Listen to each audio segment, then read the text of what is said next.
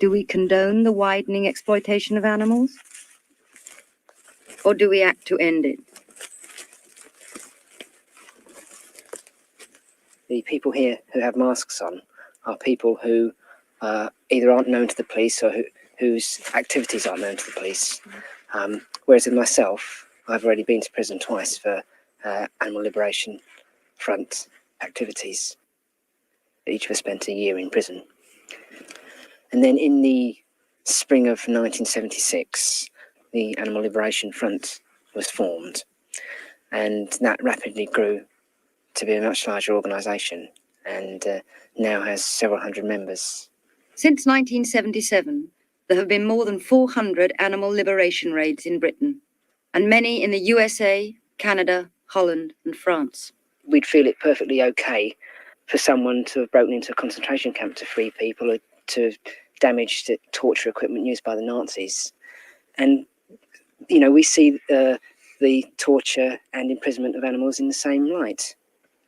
And I think if you look at it like that, it would seem probably that our activities are much too lenient rather than being extreme in any way.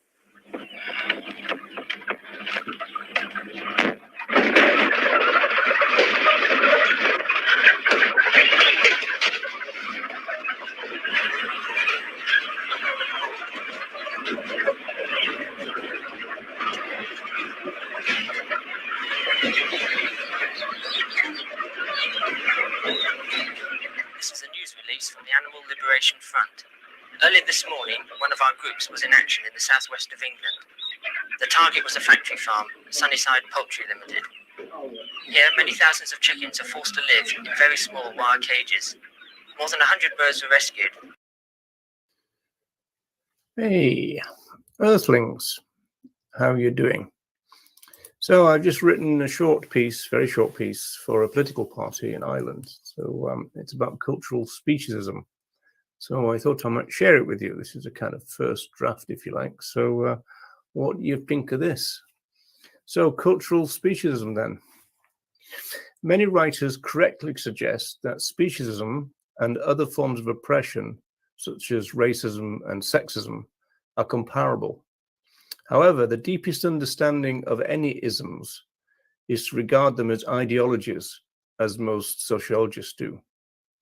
Therefore, the sociological understanding of speciesism, of isms in general, is not to see them as prejudice held by individuals, but to regard them as a product of a powerful cultural structure. Thus, the societies in which we are born are cultural speciesist societies. The ideology of speciesism is widely embedded into the very fabric of society. It's not something that exists because a given number of individuals hold speciesist values. David Niebuhr, the author of Animal Rights, Human Rights, Entanglements of Oppression and Liberation, writes that, quote, "An ideology is a set of socially shared beliefs that legitimates an existing or desired social order," unquote. And he adds this, quote, "Speciesism, like racism, sexism, and classism, results from and supports oppressive social arrangements," unquote.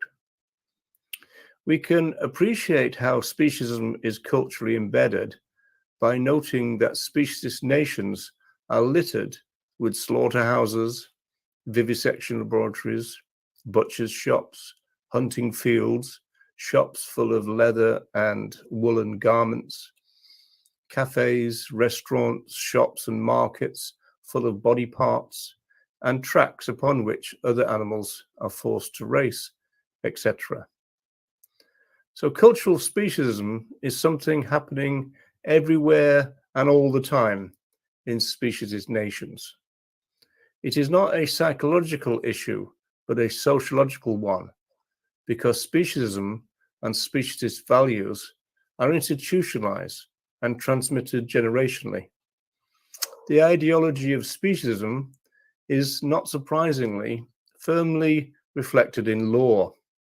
For example, other animals are regarded as items of property, who can be bought and sold, swapped and exchanged by property owners. So a fundamental change in speciesist law therefore requires prior cultural change, or else it cannot happen. So as I said, quite short, but what do you think is the question?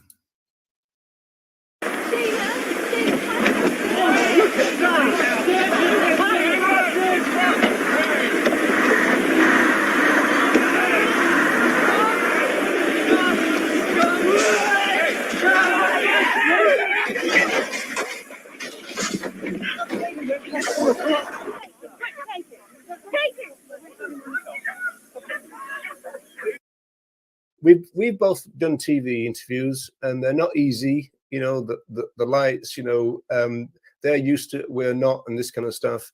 And you know, the more you do, the better you get. And so, you know, I think in general terms, Naomi did really well, because it's a very high pressure situation, and this particular interviewer doesn't help.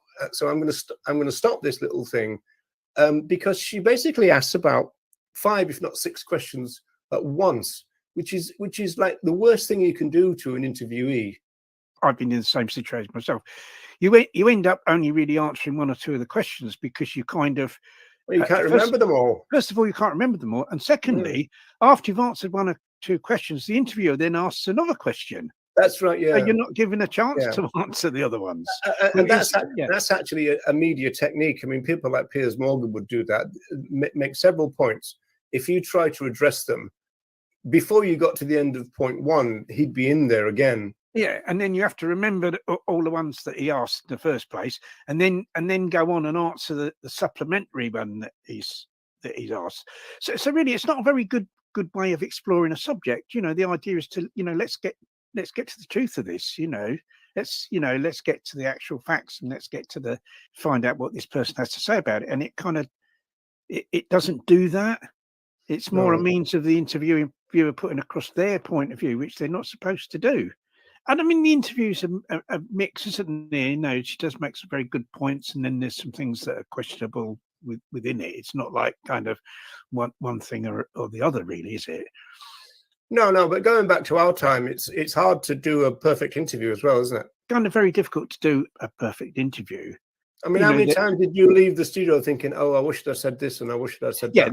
Yeah, there tends to be always things that you kind of wish you'd said, and kind of my, you know, whenever I do interviews, my golden rule is the thing that I want to say the most, say it as soon as possible, because you don't know, you very often don't know how long the interview is going to last.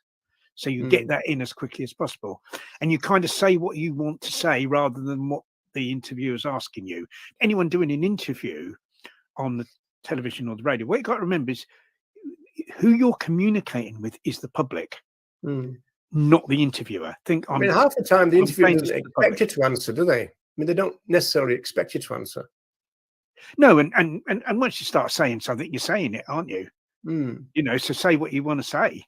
Whatever they ask you, say what you want to say, because who you're communicating with is the public, and you've got to think, what message do I want the public to hear? Yeah, actually, you know, Tom Reagan was really skilled at that. And if you listen, you can go on YouTube, but there's an audio of his appearance on the Moral Maze, and a couple of times, about 2 or 3 times, they were trying to interrupt him, probably on the basis that they didn't think he was answering the question. But he would go, "Excuse me, if I may finish," which is a great kind of way of doing it, because it makes them look the rude one then.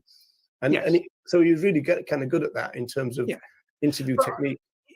But you see, with this whole thing, what I'd like to say is, it's like, I kind of understand that these people are trying to do something positive. They're wanting to promote veganism. This is an idea they've had whereby they think, this is going to, make a lot more people vegan. This is kind of why they've done it. I think they're fundamental. No, I don't think that's true, Ronnie. They're not promoting veganism. They're promoting what they think is vegan. They're promoting what they think is veganism. Yes. And they think, yeah, if more people adopted a vegan diet, then it's better for the animals and etc. Yeah, that's what they're thinking. So, I mean, vegan, ironically, I mean, we tended to try to kind of make that separation, plant-based and vegan and all that, to be meaningful. And now they've been brought back together again, and vegan becomes the shorthand for plant-based diet.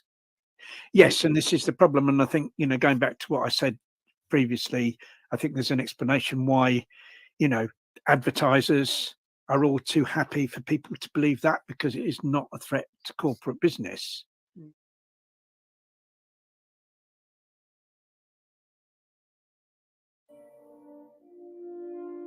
This is thought to be the last milk chocolate Easter egg made in Britain. A chilling artifact of a culture that once stole a cow's milk and moulded it into the shape of a chicken's egg.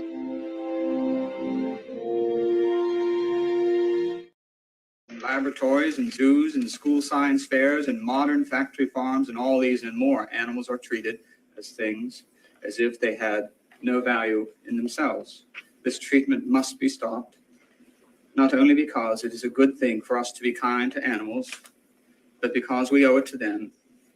When rights are violated, justice, not kindness, is at issue. Their defenseless state, their inability to speak out for their rights, makes our duty to help them all the greater. Tomorrow they will suffer. Tomorrow they will be killed unless we act for them today. And act we must. Respect for justice requires nothing less.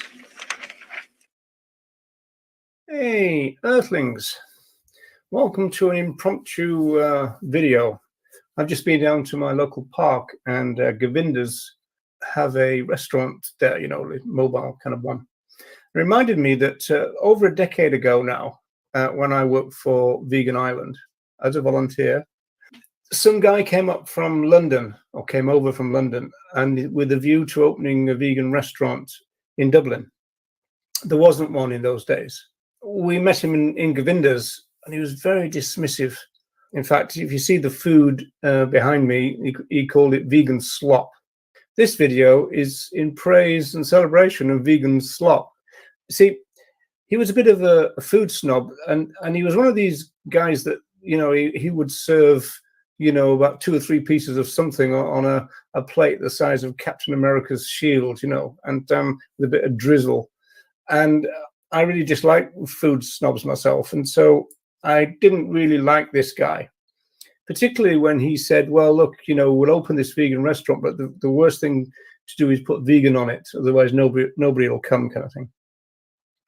And so he was very dismissive of existing kind of vegan food. And what you got with Govinda's is this is an interesting picture because, well, 2 pictures. The one on the left there, it used to be called a vegetarian whole food restaurant, and then they changed in recent years. They've changed to this kind of thing, this vegan and vegetarian. So vegan larger than the vegetarian thing. In fact, I do remember one of these signs, which the vegan bit was even bigger. So whether there's been any pushback from the vegetarians and they've kind of just kind of tweaked it a little bit, I'm not quite sure. You know, vegetarians can be a little bit difficult about vegan issues, so that could be it. And so, you know, then I mean, there's hardly anything that's not vegan friendly in the place. The same with cornucopia. When I first arrived in Dublin in 2005, I think it was 65% vegan friendly, and now they claim to be 90, 95, 96, 97 kind of percent. Govinda's is also a great place, if you look on the right picture there, because at the end of the day, they give their food away to the homeless. So the homeless trot down there and everything. Anyway, as I said, this guy was very dismissive of vegan slop, as he called it. So this is a picture of what I've got behind me in terms of the green screen. I mean, I love this stuff. You know, I mean, it's what I'm used to, I suppose, having gone vegan relatively early. But he was saying that no, in modern day consumers, you know, now that veganism is getting more mainstream, they're going to need the kind of burger kind of shapes. They're going to need the kind of more kind of modern looking type of stuff, you know. And I suppose in terms of of what's gone on now with Beyond and Impossible and all that kind of stuff, all that has come to pass, I suppose. He kind of predicted that, I suppose, in the sense that it had been developing at the time. But he was very dismissive of this kind of food, which is what I was brought up on back in England, in Manchester, like vegetarian restaurants like the Eighth Day, where you would get what he would call vegan slop. Nothing wrong with vegan slop. Here's in praise of vegan slop, folks. So, an impromptu video in praise of food. Who'd have thought I'd do one of them? Anyway, see you, Earthlings. Bye for now.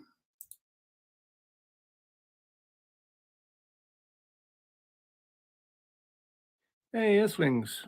How's things? So, the question on the agenda today is, how did the animal movement become a militant version of the RSPCA? And speaking of the RSPCA, I was absolutely flabbergasted recently when, on seeing Earthling Ed's cartoon about the RSPCA and their guides about slaughterhouses, vegans are writing in going, well, I'm cancelling my subscription to the RSPCA. I thought they were a vegan organization. Now, where on earth did they get that idea from? That's what I kind of want to explore here. I think I know the answer, but I'm not so sure. I think it's because in this movement now, the main dominant word that we ever use is cruelty. You see it everywhere on memes, cruelty, cruelty, cruelty. And in terms of our claims making... Are you against animal cruelty? Yes, I would be, yeah. Yeah, so I think that what happens to animals in animal agriculture is cruel. It's always cruel. Yeah. When you shoot an animal in the head, if they had a happy life, I think that's cruel. Chopping animals up into pieces, I think, is cruel. You might even get this kind of ludicrous idea. Yeah, well, we're trying to abolish the worst abuse and cruelty to animals on earth. Or you get these ideas about percentages. How many times do the stunning regimes in slaughterhouses work? They're electrocuted, so they're knocked out cold, and then they... But it doesn't always work, though, does it? It does work. It doesn't always work, though, does it? We have vets there watching everything. We're even on CCTV. Now, these are welfare concerns. So is this idea of petitioning the government to prosecute individuals. So where's this come from? Because although the word cruelty has been used by the animal movement, the animal rights movement, liberation, whatever you want to call it, forever, I don't think it's ever been the dominant word. But now it's not only dominant, sometimes it's the only word. You go to a place like TikTok and it's about the only word you see. It's the main word you see in terms of the pictorial representations like memes. It's the only word you see. So how did this happen? And does that feed into the confusion about the RSPCA? I think it does. And I think it's because, and in fact, some of the vegans who said that they were going to cancel their subscription, they said this. They've got the word prevention of cruelty in their name. And so therefore, for them, that meant a vegan organization. No, it's a traditional animal welfare organization. And so there's an interesting thing that's gone on. There's a shift in what it means to be against animal cruelty. For my generation, it was always, well, that's the kind of thing that the RSPCA get involved with. It's not animal rights and it's not veganism. Now there seems to be confusion. Earthling Ed, in his new book, says that the RSPCA are a paradoxical organization. They're not. There's nothing paradoxical about the RSPCA. The real problem, I think, is that we have this cruelty language as our dominant language now in the vegan community. And that's confused people because they see prevention of cruelty in the RSPCA's name, and they think it's got something to do with that. Earthling Ed said in the book, the RSPCA should be like the NSPCC, against cruelty to children. But the NSPCC don't have the job of regulating millions of children going through slaughterhouses. That's what the RSPCA do, which is why they have their guides about kind of how to do it in a non-cruel, less cruel way. There is a particular possible kind of nuance, I think, in the sense that I saw a comment which said, isn't it cruel to kill someone who didn't want to die? Well, it's certainly an injustice. And again, I don't think that we used to think of it as a cruel thing to do. I think we saw it as a unjust thing to do and a rights violation. So again, I think the dominant cruelty language of the movement is starting to create this kind of issue. And I think it also means that for a lot of animal advocates, if they say animal cruelty, for them, that has a direct link to veganism. If you're against animal cruelty, go vegan. Now, culturally, in the ideology of cultural speciesism, that link just isn't there. Everybody says they're against animal cruelty. What that really means is that they want to go free range, or they want to get a humane version of it. They're on the lookout for that type of thing. It doesn't mean, oh, that means that we can't consume other animals at all. Those two things are different. You know, the crude difference that we always said about animal rights and animal welfare is that animal rights is abolitionist, against animal use. Animal welfare is about regulating animal use. So it's got all confused now. And I think it's really kind of a bit odd. In 1996, Gary Francione wrote Rain Without Thunder.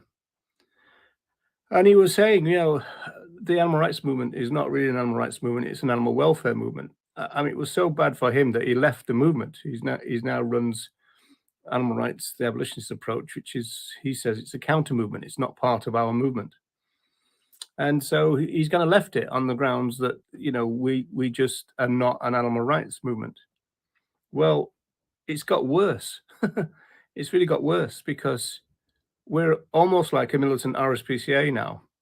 We think that being vegan is about talking about animal cruelty all the time, which is what the RSPCA do. And we think it's about prosecuting animal abusers, which is what the RSPCA do. Now, I don't know what's been said. Well, you can't leave it to the RSPCA, you know, we can do it better. But we're vegan activists. Our job is to make vegans, not prosecute people who are cruel. I mean, there's cruelty everywhere. There's different levels of cruelty on any farm you can think of. One thing that's guaranteed, though, as a constant, that every single farm you go to, there are animal rights violations. That's the fundamental. That's what Tom Reagan said, that, you know, cruelty makes things worse, but the fundamental wrong are the rights violations. I don't understand now how come, well, it's kind of like a version of welfare veganism now. And I'm really worried about it. I don't like it. You know, I want to go back to animal rights, animal liberation, not to create a vegan version of animal welfareism. Doesn't make any sense to me.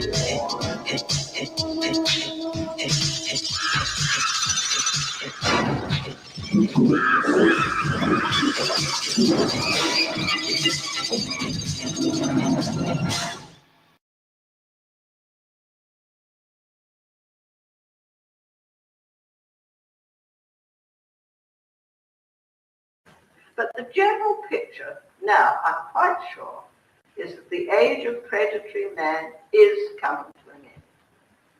Will a new age, in accordance with the teaching of the great, follow, or will we go right down, right there, and have to climb up the evolutionary tree again? We've all got a part to play in that. But I think generally it's hope. And if we can solve this problem of animal exploitation and spread veganism, we should also solve the problems of war and poverty and all the other things that has caused immense suffering to people and animals through the ages. Veganism is as important as that.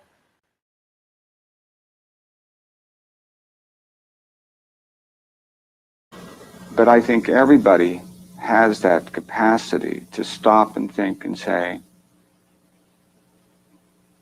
if I knew you, I wouldn't eat you. And in some ways, it really is that simple. It was in June 1994 that fast food restaurant chain McDonald's began a libel case against a postman and a gardener from London. The case centred on two members of a group called London Greenpeace, Helen Steele and Dave Morris.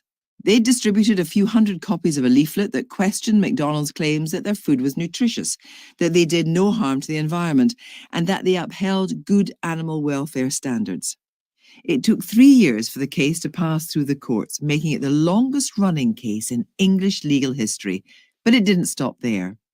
The so-called McLiable II were advised by a young lawyer, Keir Starmer, and after a second trial in the Court of Appeal, their fight eventually went to the European Court of Human Rights. There's nothing in the world that can compare with a hamburger, juicy and rare. American-style fast food had been around in Britain since the 1950s, when many high street sites, once occupied by Lions coffee houses, were transformed into wimpy bars.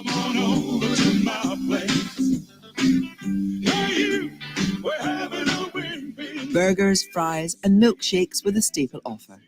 In October 1974, a rival chain opened their first restaurant in Woolwich, South London, with a proud boast. At McDonald's, we take a pride in quality, and our quality begins with our beef. No fillers, cereals, additives or preservatives, just 100% pure beef. Branches of McDonald's opened at a dramatic rate throughout the 1980s, and as the TV ads made clear, it was young people and families that they were appealing to. But at the same time, there were concerns over the nation's eating habits, and specifically what seemed to many to be a growing addiction to fast food. The average British diet gets nearly a fifth of its calories from saturated fat. In 1985, Dr. Michael O'Donnell investigated the issue for a major BBC series on the health of the nation. Changing our diet so that we eat less fat, eat less sugar, eat more fibre, could have enormous benefits. I whooped them before, I'll do it again. But there, in the red meat corner, was a formidable opponent. Now I was the greatest Muhammad Ali, and I'm still the greatest I shall always be. Now, I want my tea, excuse me. It takes a big mouth to eat a big burger. The seemingly endless fascination that teenagers had for fast food also featured in the pop charts, with a Michael Jackson track hijacked by the comedian Weird Al Yankovic.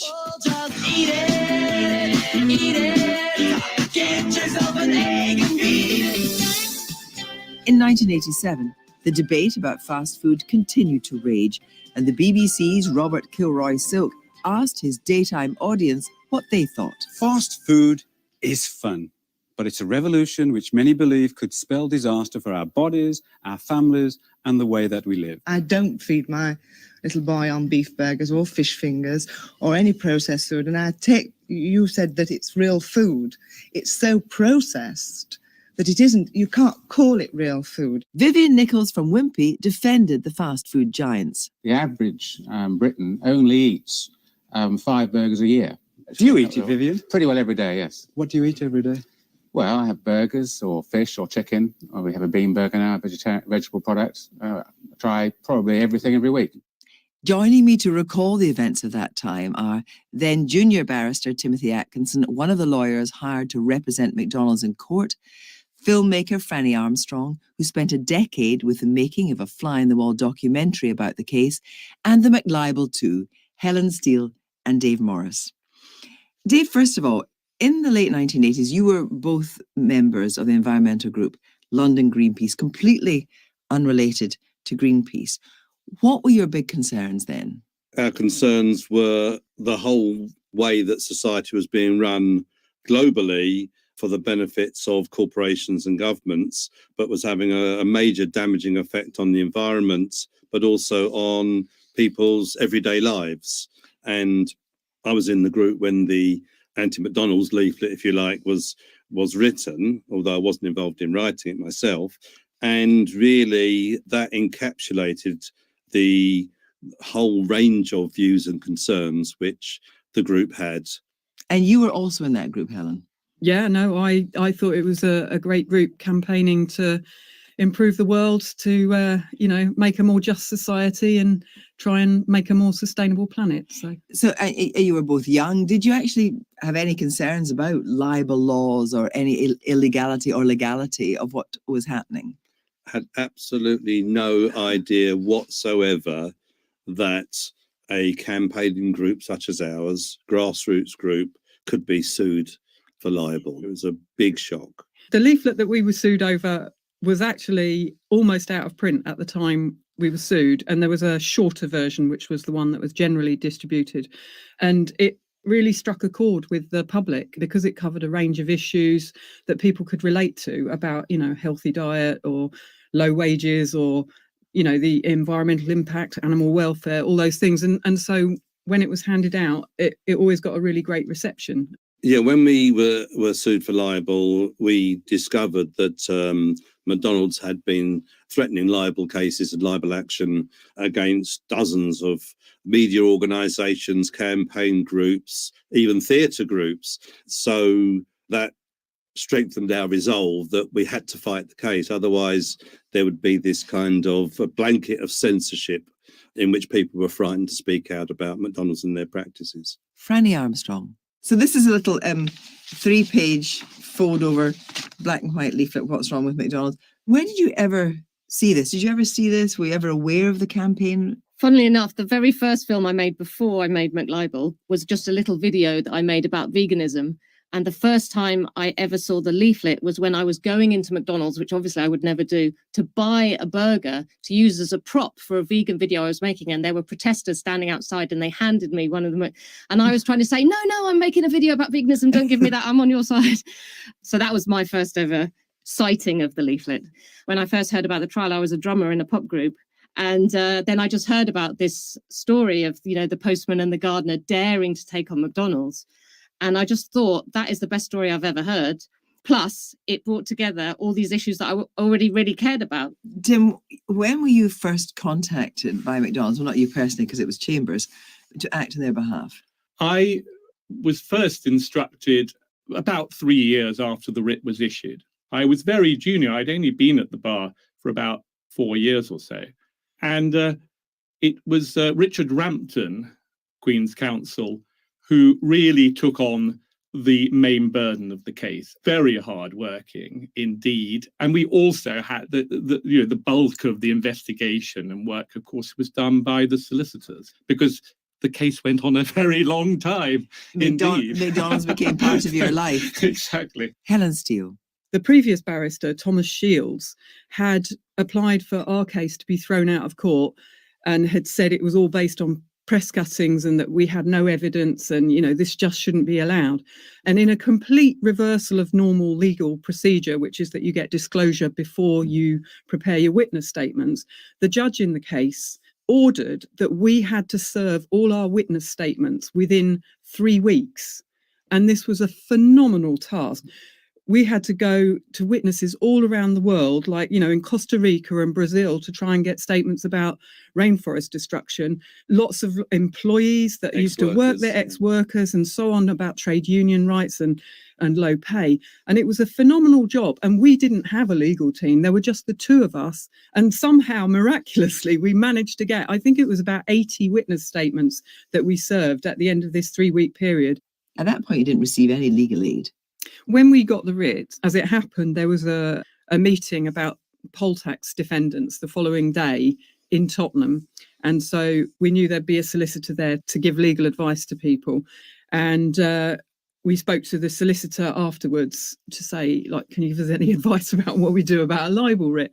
And he said he knew nothing about libel law either, but that he had a friend who owed him a favour and he would ask him if he would like give us some advice for free. And that was when we were introduced to Keir Starmer. He obviously cared about the principles of freedom of speech and the right to protest. You know, he wrote our original defence for us. We didn't have a clue how to put in a libel defence. It was really great working with him. And he stuck with us all the way through without any pay. So, you know, fair deal for him, yeah. So we met up with Ben Burberg and Keir Starmer. Their advice was, it's really extremely hard to fight a libel case at the best of times, let alone with no money and, you know, on such a wide range of subjects. And they were sort of basically saying, you'll be on a hiding to nothing. You're probably better off just apologising. But for me, like, it really stuck in the throat to have to apologise for things that I had read in lots of other places before, and I just couldn't see why they should have the right to intimidate us into silence. We were really shocked when the issue of the jury trial came up. And I remember saying to Helen, you know, this is crazy. The judge is going to think they'd bar me asking for a no jury trial. It's a right to a jury trial. But actually, you know, despite our protestations, we were denied a jury trial. And we felt actually the reason McDonald's didn't want the jury is because they would have, you know, sympathised with us, and the case probably might have been thrown out.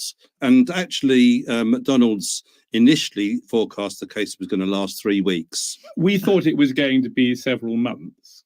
Looking back over so many years, I'm not sure the jury would have been more sympathetic to Dave and Helen. Obviously, they're not going to agree with me on that, but I don't think they would have necessarily. They might have thought that what was in the leaflet was unusually extreme on the subject of McDonald's, and they may not have agreed that when they were biting into a Big Mac, they were wrecking the planet. They might have just thought they were having a nice evening out, quite frankly. I can remember it just kept getting longer and longer. And I remember it passed my 30th birthday.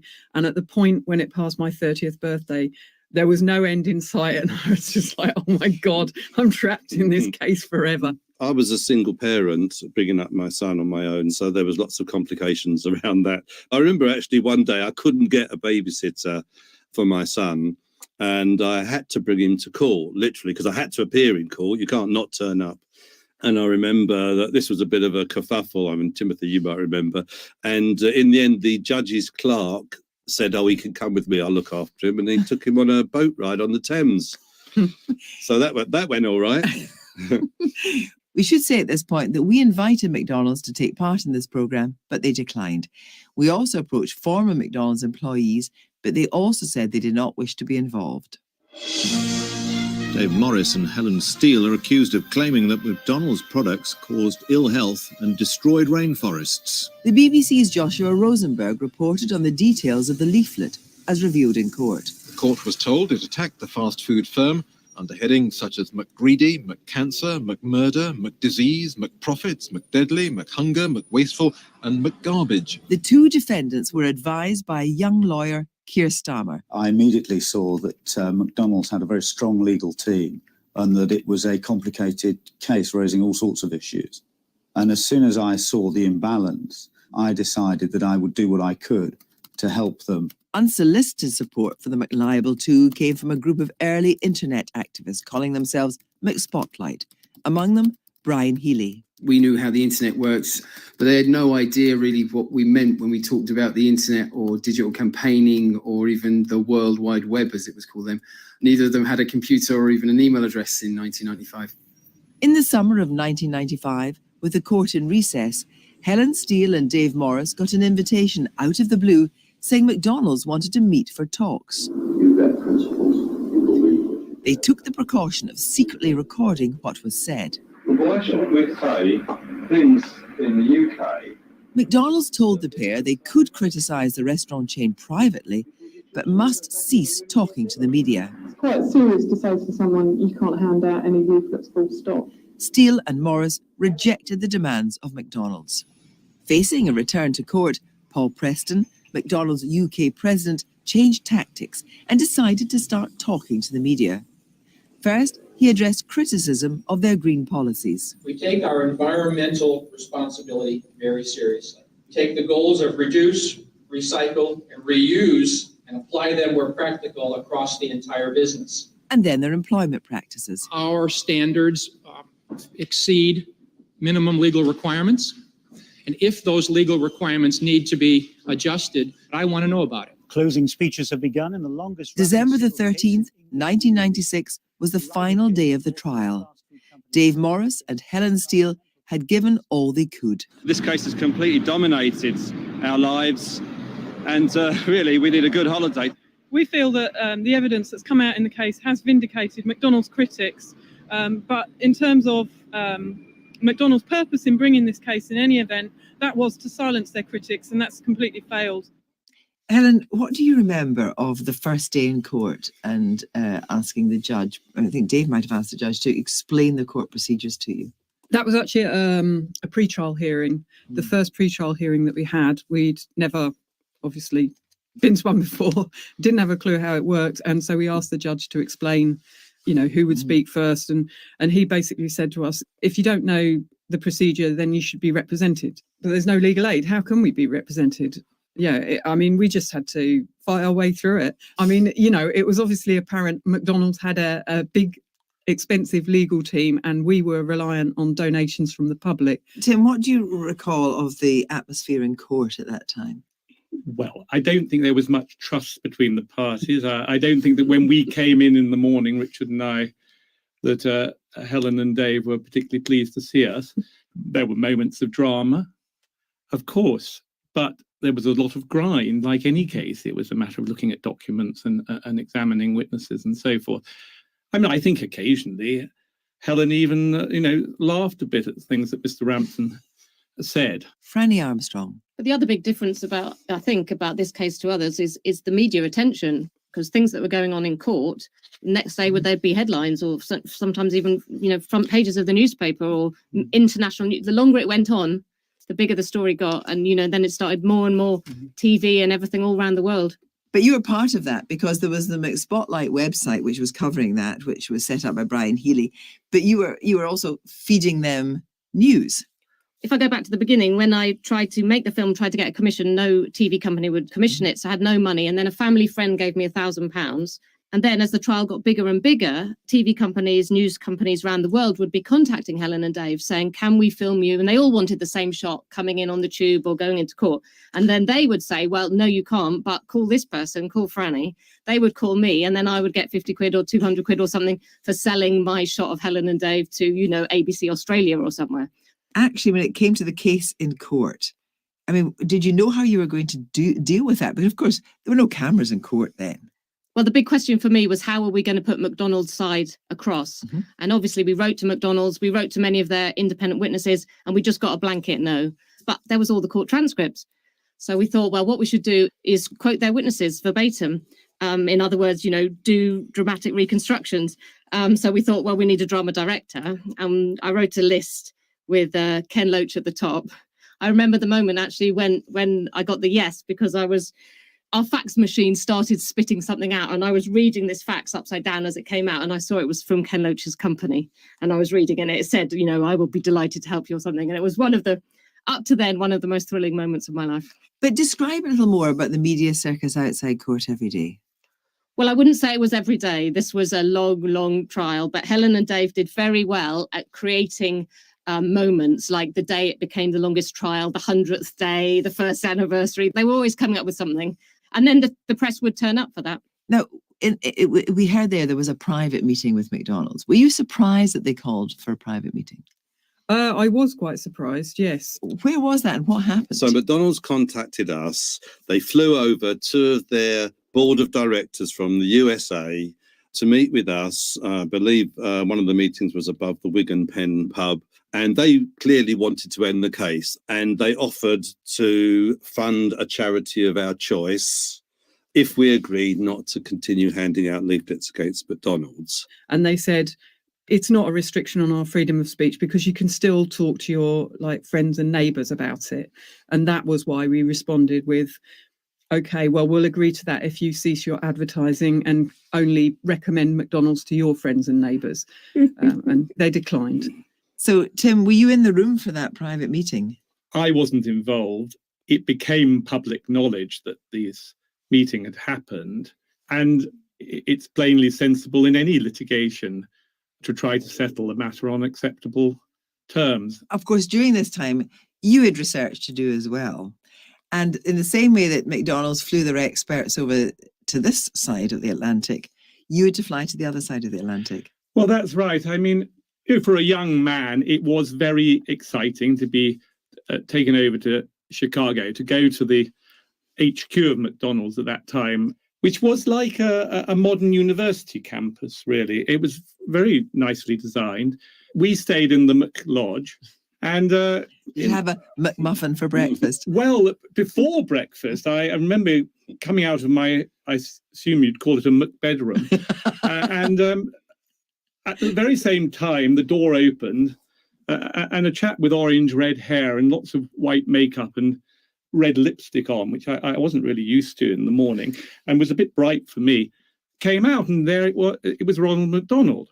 And then another door opened and another Ronald McDonald came out, and we walked down the corridor and went into the elevator, and there were two more Ronalds. And I wasn't really sure what kind of greeting you gave to Ronald McDonald, so I kept stum. But I did feel that I was sort of into the McDonald's culture. It must be said that, of course, you're one of the team that acted for McDonald's in court. You don't act for McDonald's, do you? I don't act now, of course. It's a very long time ago now, and I don't speak on their behalf. But what are your recollections of the emotions from McDonald's around the case? I think there was no question that they felt very upset about the allegations and that they were in good faith in bringing the proceedings. And sometimes people say, oh, it's some kind of abuse. That was completely rejected by the Court of Appeal. And no court ever suggested that McDonald's were not entitled to bring the claim, including the European Court of Human Rights. And they were found to be in good faith, as were Dave and Helen.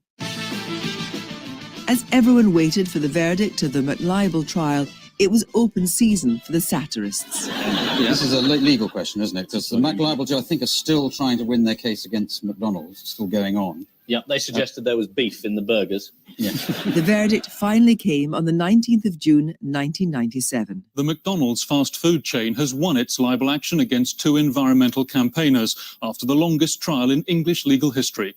The pair were ordered to pay £60,000 damages after a High Court judge found they'd libelled McDonald's in a leaflet published in the late 1980s. But he also said that some of the allegations in the leaflet were true.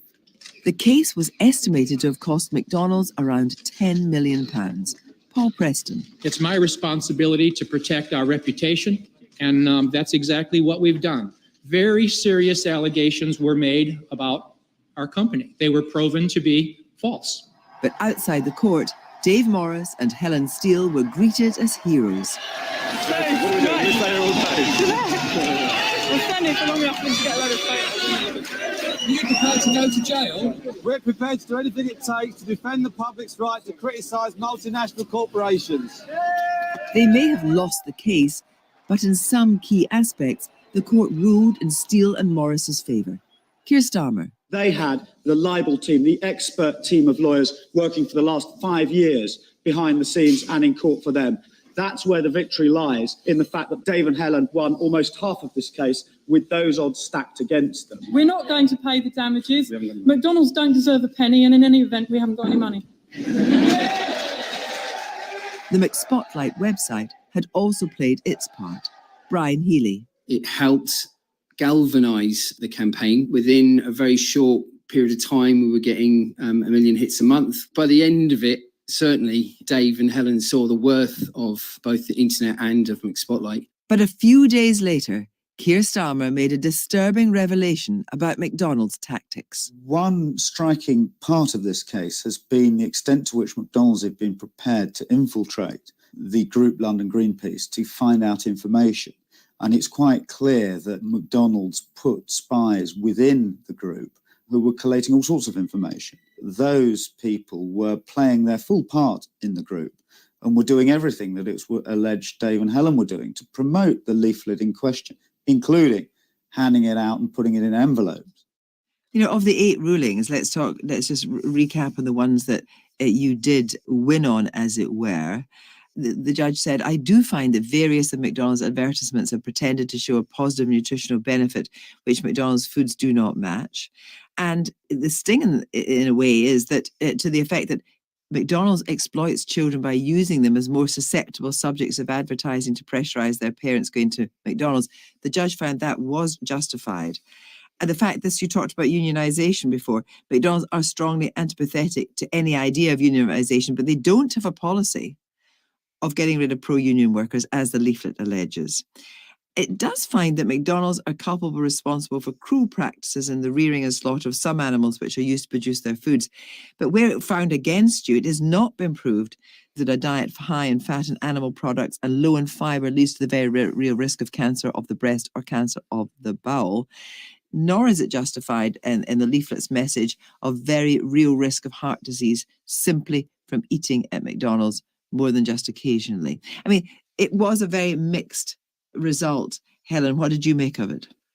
It was a mixed result. I thought we had done an amazing job given the total imbalance of resources, and these were major criticisms to make of our, the core business practice of McDonald's, which was selling fast food. And the ruling was, that their advertising had pretended to a positive nutritional benefit that the food didn't match.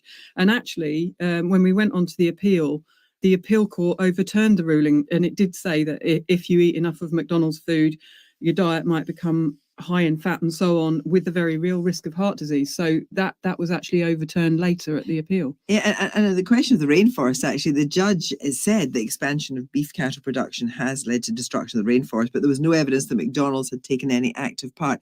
Tim, what was your reaction when you heard the verdict? It's absolutely vital to understand that the court found that McDonald's was not responsible, directly or indirectly, for destruction of the rainforest. And that was a terribly important allegation so far as McDonald's was concerned. And that had been at the heart of McDonald's legal complaints over the years. So that was knocked on the head. I think, to be fair, it was unproven rather than untrue. I was going to say that too. And, the reality was that we were trying to get witnesses from the other side of the world without resources.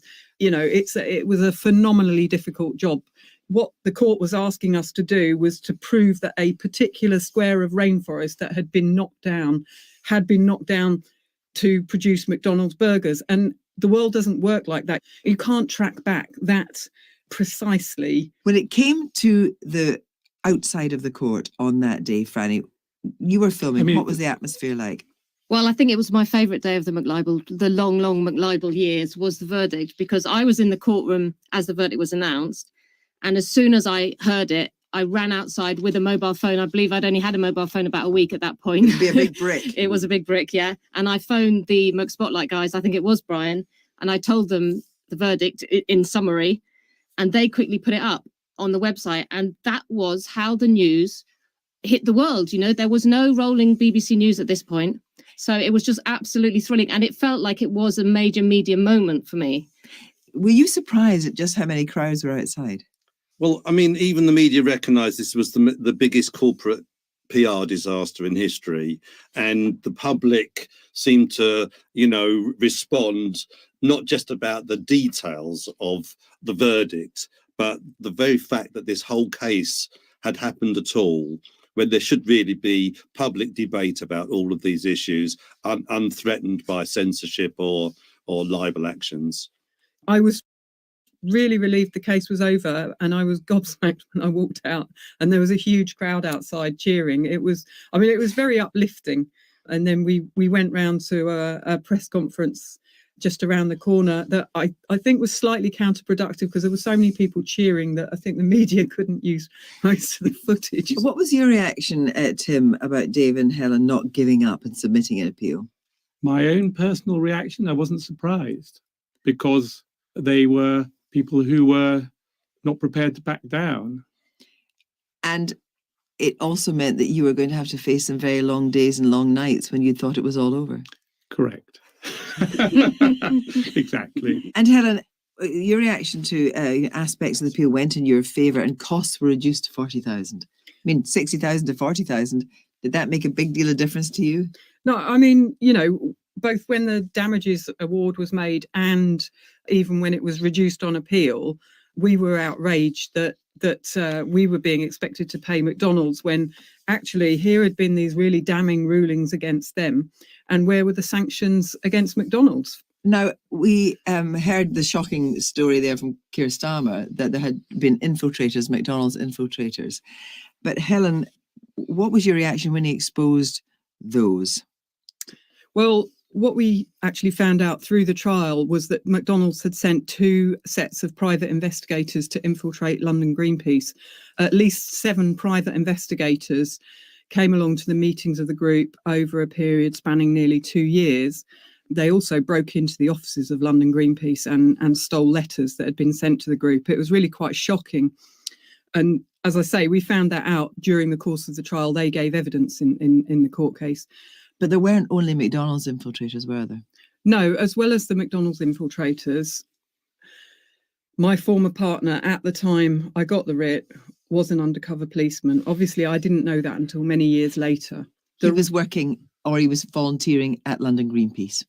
He was infiltrating London Greenpeace. He became the treasurer of London Greenpeace. He was actually actively involved in the McLibel support campaign in organising benefit gigs for the McLibel fight, for us to be able to fight the case. He came to meetings that we had to discuss strategy about what we were going to do about the case. He picked me up from meetings with Keir Starmer after we'd had legal advice, and obviously then asked me questions about what had happened at the meetings. And through the McLibel case, documents showed that McDonald's private investigators had been meeting with the Metropolitan Police and getting information from them. And we, after the McLibel was over, we sued the Metropolitan Police for giving that information to McDonald's. And they made an out-of-court settlement and an apology and undertook not to share information on police computers with corporations.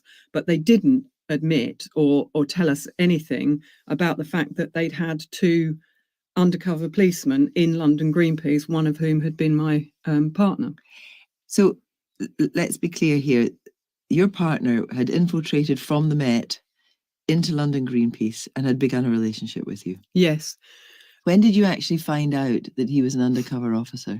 In 1991, my partner John seemed to be going through some sort of a breakdown. And when he disappeared, I was very concerned for him. I was worried he might be even suicidal. And so I tried to investigate where he'd gone to see if I could find him, to, help him. And gradually everything I investigated turned out to be false.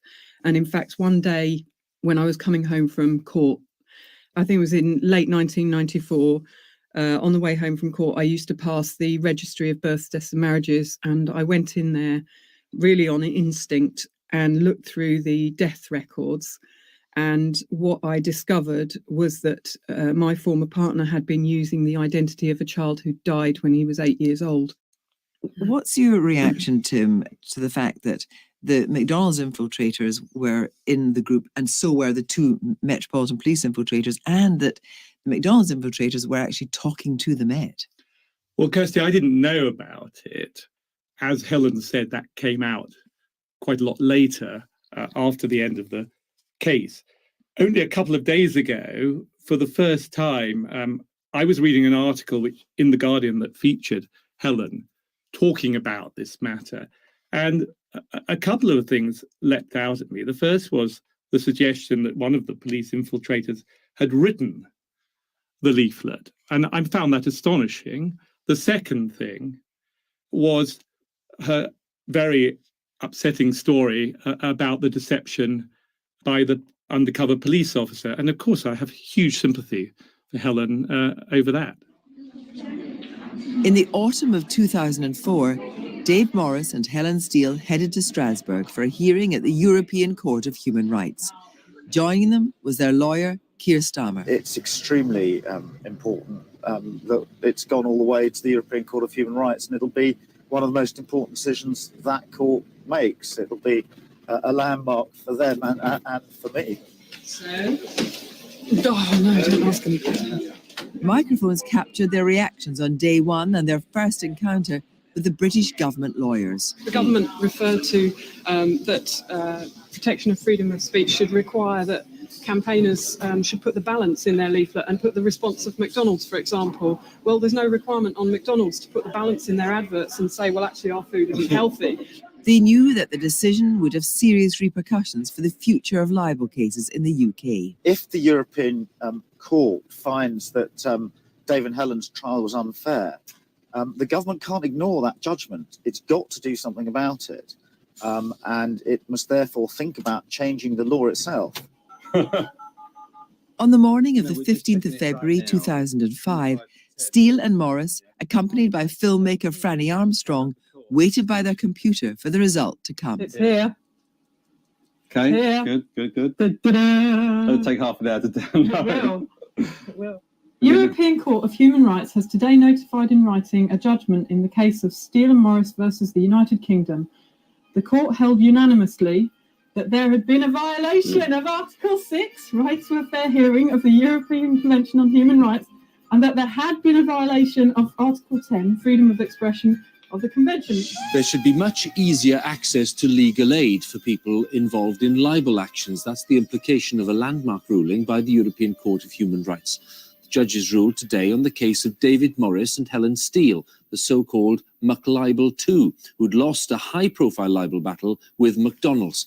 The court decided that the two had suffered an unfair trial because they were denied access to legal aid. We felt that it was important that people sort of fought back and defended the right to criticise these kind of organisations. For Keir Starmer, it was the end of a very long road. McDonald's can never have dreamt when they decided to bring proceedings against protesters that they were going to end up 15 years later with a case in the European Court of Human Rights and 15 years of adverse publicity for McDonald's. And just to reiterate one more time that we invited McDonald's to take part in this programme, but they declined. And we also approached a number of former McDonald's employees who also said they didn't wish to be involved. And Franny, during this time, there were changing attitudes to fast food, to food in general. And that happened over that long trial period. I mean, I'd been interested in these issues since I was a child, and they would completely niche its interest, you know, being a vegetarian or caring about what happened to the rainforest or something like that. But then after McLibel, you know, it was just a sea change. You know, we had Fast Food Nation, Jamie's school dinners, you know, everybody was talking about it. McDonald's started having organic milk, you know. And Dave, there was no question in your mind, but you would take it all the way to Strasbourg. You were prepared for it. You were up for it. Well, I mean, we didn't really know what it would involve, but amazingly enough, Keir Starmer actually helped us prepare the case for the European Court and represented us at that court.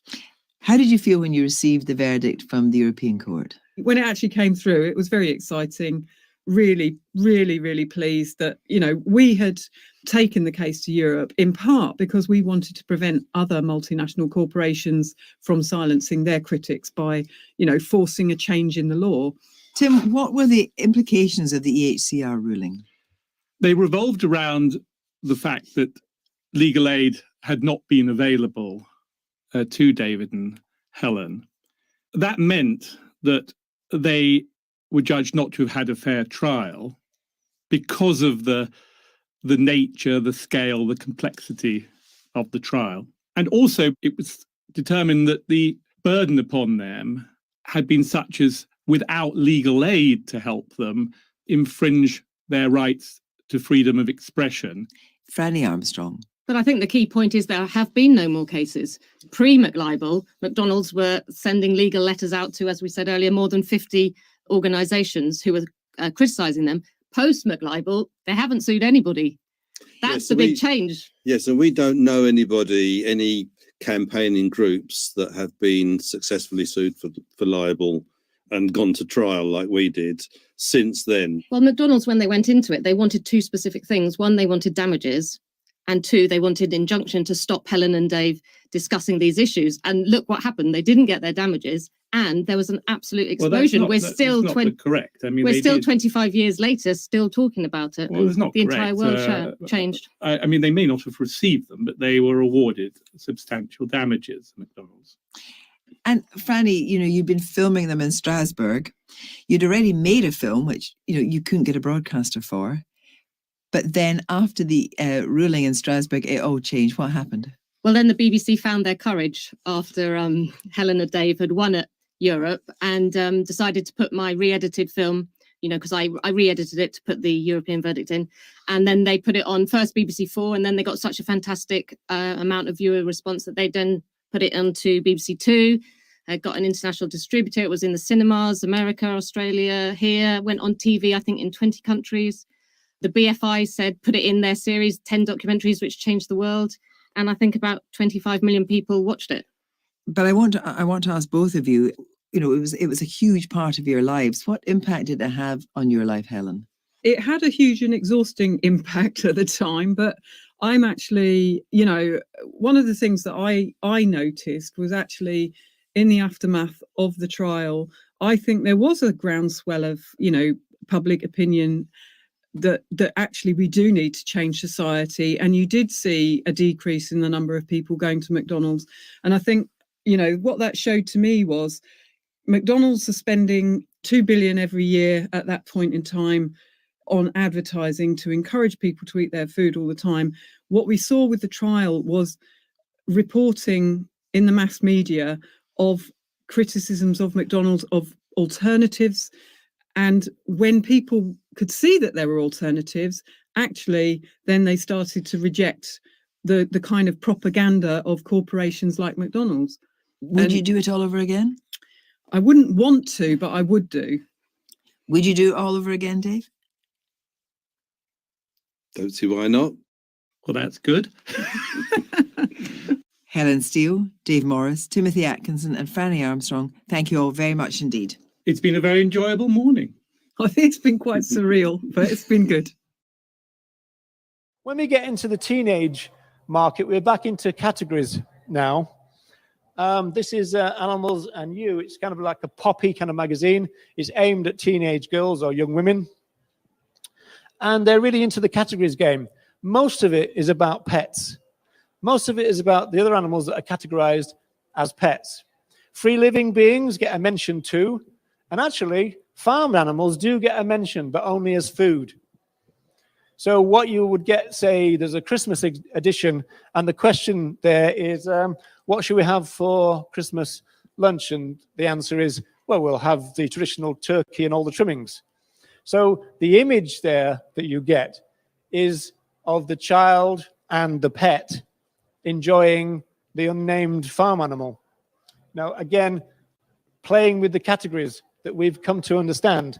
Some of them we use as pets, some of them we use as food, some of them we use to wear. And finally, we've got Market Day. This is like a board game. It's a bit like Monopoly. And the players in Market Day are farmers, and they rush around the board, having all kinds of adventures, and they win. Each farmer is a winner once their farm is full of other animals. There's no questioning issue about why would they do that? What are they going to do with it? So there's no end game again. It's as though culturally, well, we're dealing with farmers here. What do farmers do? They fill their farms with other animals. That's what they do. So this is what this game is all about. Quite an interesting kind of issue in the sense that end use, again, culturally, is absent. Why spoil the game by getting them to take them to slaughterhouse?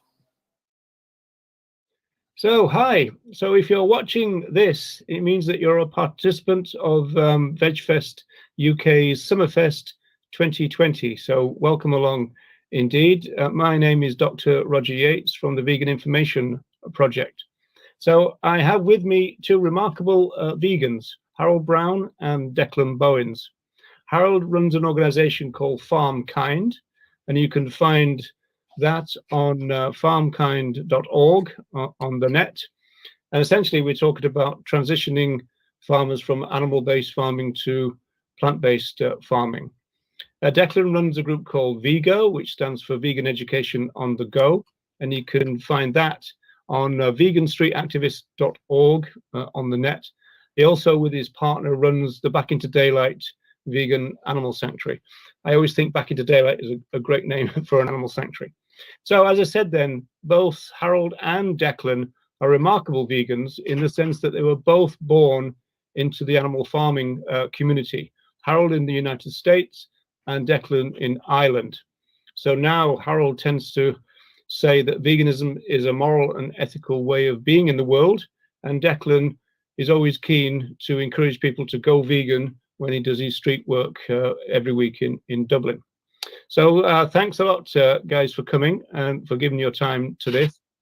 So I guess you could maybe call yourself rebels. I don't know, maybe even rebels as a child. But really, what I want to know first is, on the grounds that you'll probably still know people from the animal farming industry. So how do they view you now as a vegan activist? So Harold could go first, perhaps.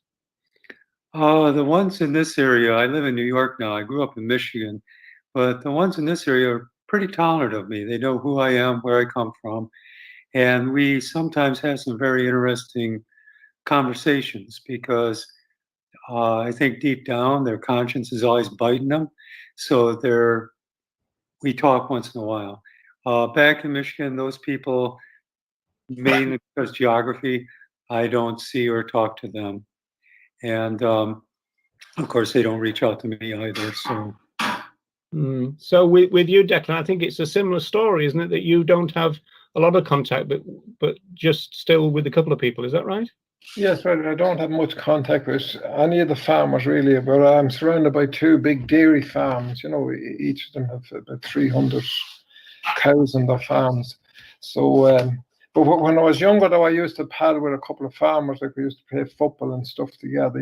So they all knew I was a vegetarian at that stage and stuff. But when I found out about the huge subsidies that the farmers get, I, confronted a few of my friends and that, and they weren't very happy, like it was kind of hidden down through the years that the farmers were getting such huge subsidies. And actually back in the 70s, 80s, and maybe early 90s, it was called Farmer's Dole,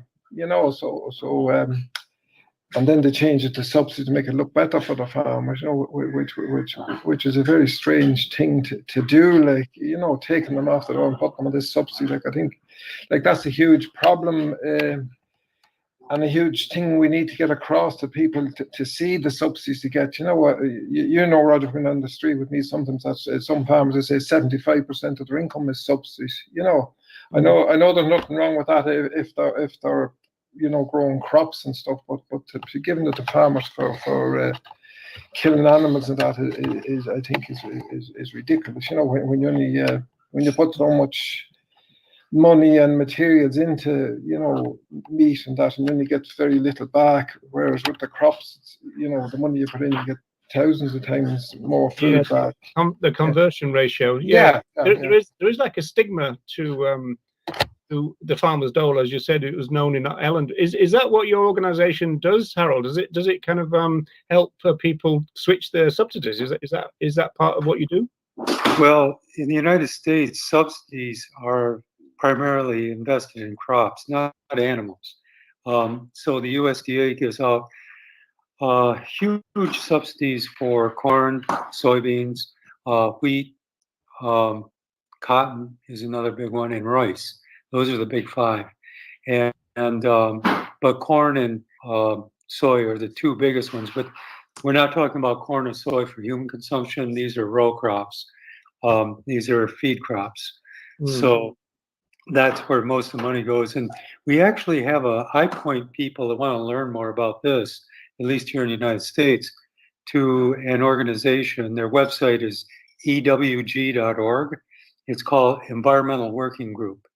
And anybody in the United States even if they live in an urban area, because they're shocked, they will say live in New York City. And they say you can put on in your zip code and you can find out, because the federal government writes these subsidy checks and it's in the public record. So every year you can see where these checks go to. The vast amount of these, majority of these checks go, actually, the dollars go to people who live in major urban areas. And the reason that is, then some of them are actually professional athletes and stuff, it's because their portfolios are invested in feed crops. So they're getting these big subsidy checks, but they've never been on a farm. They don't know why they're getting this. They're just, somebody said, hey, you need some corn stocks. So that's how it works. And so that's all about stocks and shares in that case, because you've got a website in Ireland, Declan, that shows you the subsidies as well, haven't you? Yeah, but a few years ago, Roger, like the farmers kicked up, and I think you can only see the top 10 in each county in Ireland now. You know, the farmers kicked up that, you know, you could print in their name, like Harold says, and see the subsidy, but you can't do it now. I think you might be able to do it if you do that thing, you know, pay a bit of money and, you know, what right. Yeah, okay. So, yeah, so they don't really like the transparency. They want to keep it a bit hidden then. But that's probably, again, to do with the stigma, I suppose. Yeah, you can see the top 10 just, but in what Harold says there, though, like if they're subsidizing the farmers to grow all these crops for the meat and dairy industry, like that's an indirect subsidy, Harold, you know, so it's more or less the same thing, but a certain amount of subsidies all over Europe and including Ireland, you know, but maybe not quite as much as you get in America, but they do get some subsidies as well. Mm-hmm. I was interested. You said that you're in between a couple of dairy farms. Yeah. Do they put a cap on how many cows can be on a dairy farm? No, there's no caps now. The cap was on the milk quotas up until 2016, and since then, like the amount of animals in the fields in Ireland is huge, especially on the dairy farms. You know, like it's gigantic. You know, and they seem to be renting more land than ever to put more and more cows on the farms. You know, so. But it's ridiculous. Like there, we had a bit of a drought there for 3 months early in the summer here in Ireland, and I reckon if we went on another month, God, there would have been, you know, very little grass for all these animals to eat because they're so overstocked. You know, I see in the field right beside me the cows have been in 3 times this year already, whereas other years I might only come to this field twice in the whole year. You know, so they were getting scared, but now we've plenty of weather and the grass is. Yeah, we're back to the Irish rain now. But yeah, I've seen that field and the grass was quite low. Yeah. Harold, I was a bit intrigued by something from your website. It said helping farmers who want and need to transition from animal-based practices to plant-based. And I was just wondering what you meant by want and need, you know, the need bit. The need part of it comes from so many farmers, more and more farmers in the United States, regardless of the animals they're raising, are under contract to a large producer like Tyson or JBS or whomever. And the thing is farmers don't traditionally get a paycheck every month. Like most people get a paycheck every week, 2 weeks. Farmers don't even give them a month. It's at the end of a crop season. It's during harvest. It's during auctions and so on. That's when you make your money. So these big corporations come in and they say, oh, you've got a couple thousand acres. We're going to need that for crops. And we see you've got some barns and say you're raising chicken or hogs. And they'll say, okay, what we'll do is we'll build more barns for you and increase your production and so on and so forth. And you're going to get a monthly paycheck. And they usually, several years ago, they were saying you should make between $100,000 and $150,000 a year. And then there's all these stipulations in their contract. Over time, they find ways of screwing the farmer by saying, "Oh, you didn't meet production quotas. Your quality of the crops you took in weren't quite what we expected." They find all kinds of ways, and within 3 to 4 years, these people go from making, say, $100,000 a year down to anywhere from 25 to 50,000 a year. And that at that point, they can't pay, pay for their implements. They can't pay for their property taxes and so on. Then the corporation comes in and then takes their land as a trade-off for their debt. And they basically become serfs on their own land. Yeah. And then they get pushed out. And some of them will reach out and say, okay, I'm getting screwed. Do you have any ideas on how I can make this profitable? And I say, yeah, well, first off, you gotta understand, it's the animal industry that's screwing you. You need to get away from them, and then find another way of making money. And they'll say, but I don't know how to grow vegetables. Say, hey, you got seed drills, you got plows, you got everything you need. It's just, you've got cooperative extension to work with. You can figure this out. It's easy. And there's actually some grants that can be had and so on. Yeah, that's really interesting, because I always say that, farmers don't really need to be scared of vegans. There might be more farmers on the land in a vegan world than there are now, but it's the mega farmers, the ones that are kind of, as you say, kind of exploiting the smaller farmers. They're probably the ones that are going to suffer from the vegan world, but so be it in that sense. Declan, you're back on the street now with this easing of the lockdown, and I see that you've got some new posters about COVID-19. And are you making that connection to animal use in general? And kind of, how's it going for you? Hi, we are making the connection rather to animal use with the posters, yeah. But I think it's an ideal opportunity to show people where all these diseases came from, and the abuse of the animals, and over stocking and everything like that, which is probably doing it, but I think it's a perfect opportunity to show people and make them think, because if people are a bit scared, which all of us were terribly scared probably at the start of all this, but we're getting more relaxed as time goes on, I suppose. But it makes people think, that sort of way.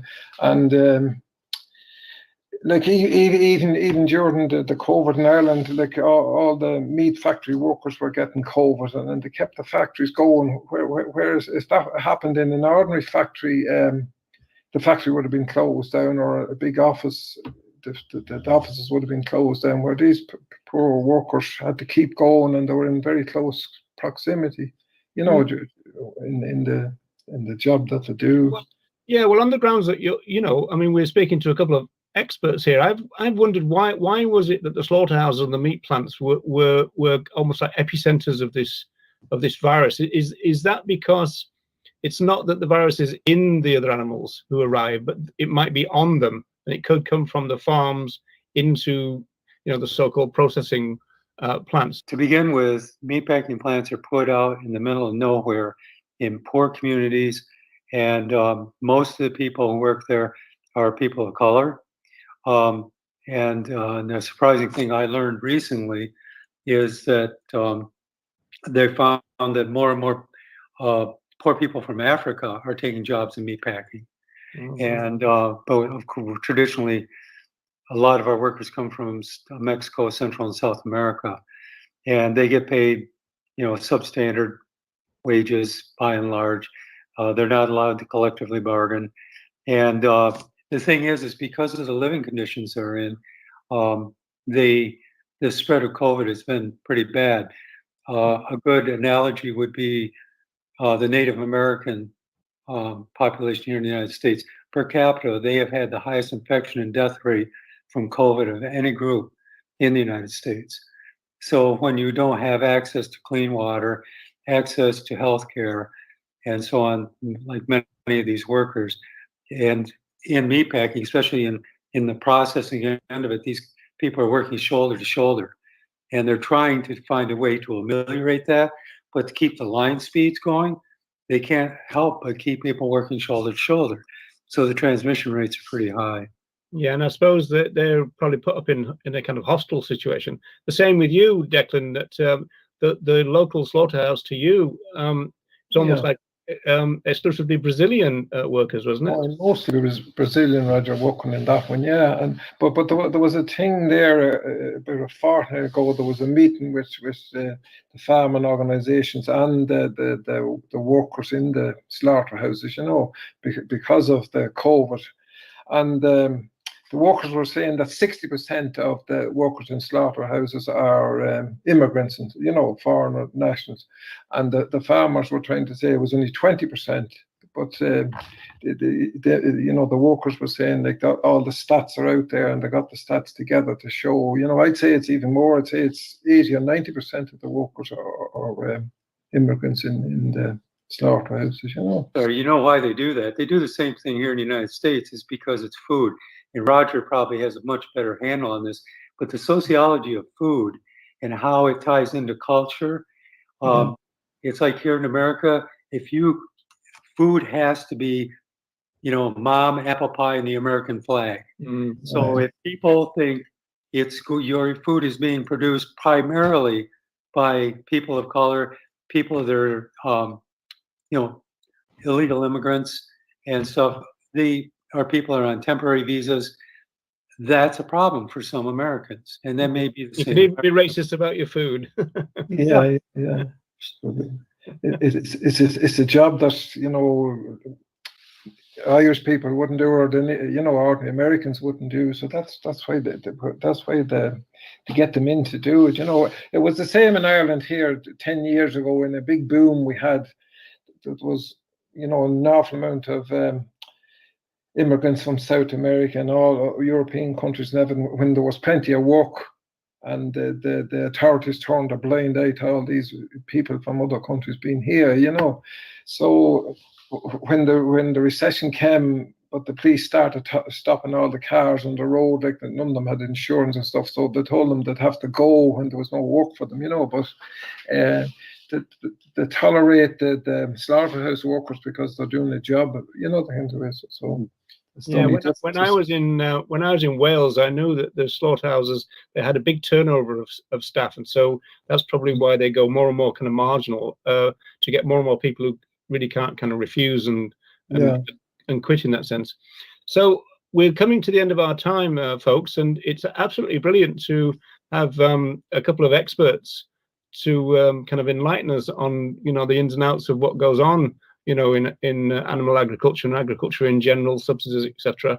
So is there any final brief statement that you would like to make before we close this? I was just wondering, could I ask Harold a question? Does he think that there'll be more workers involved, you know, in growing crops and organic crops and that than farming animals? I think so, especially because of the COVID crisis. Yeah. And I think the work you're doing, and it's something that I'm building to put out in the world, is that if we become plant-based cultures, then these zoonotic diseases are not going to be the problem that they are now. Because this has been a wake-up call here in the United States. I just saw something that was published by an organization called Dive, which does supermarket sales statistics. And they said since COVID has taken hold, the people who do the marketing within the stores are now putting the plant-based burgers and so on, the meat analogs, right in the meat case next to them, because we didn't do that before. Mm-hmm. And they found that there's been a jump of 28% sales increase on the plant-based meat analogs. And these are people that, you know, our activism has kind of been shut down also, except for online. So people are waking up. They're putting two and two together, and they're saying, hey, you know, this came from animals. What other things do we have to worry about?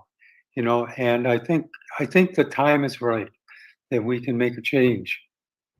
Yeah, brilliant. That's fantastic. I hope I hope it's true. And I want to thank you for spending time with us. And I hope people tuning in will enjoy the rest of Summerfest. And thanks again, folks, for being with me. Thanks very much, Harold and Declan. Roger.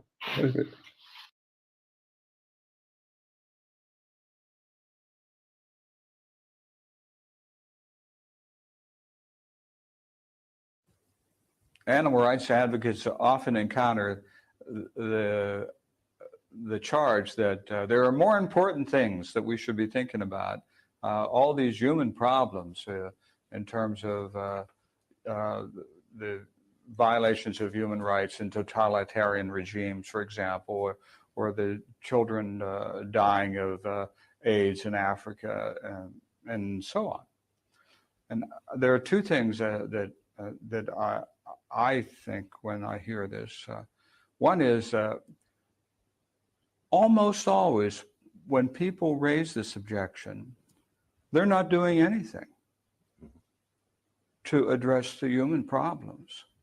It's not like they're sacrificing their quality of life or giving up their time or making, really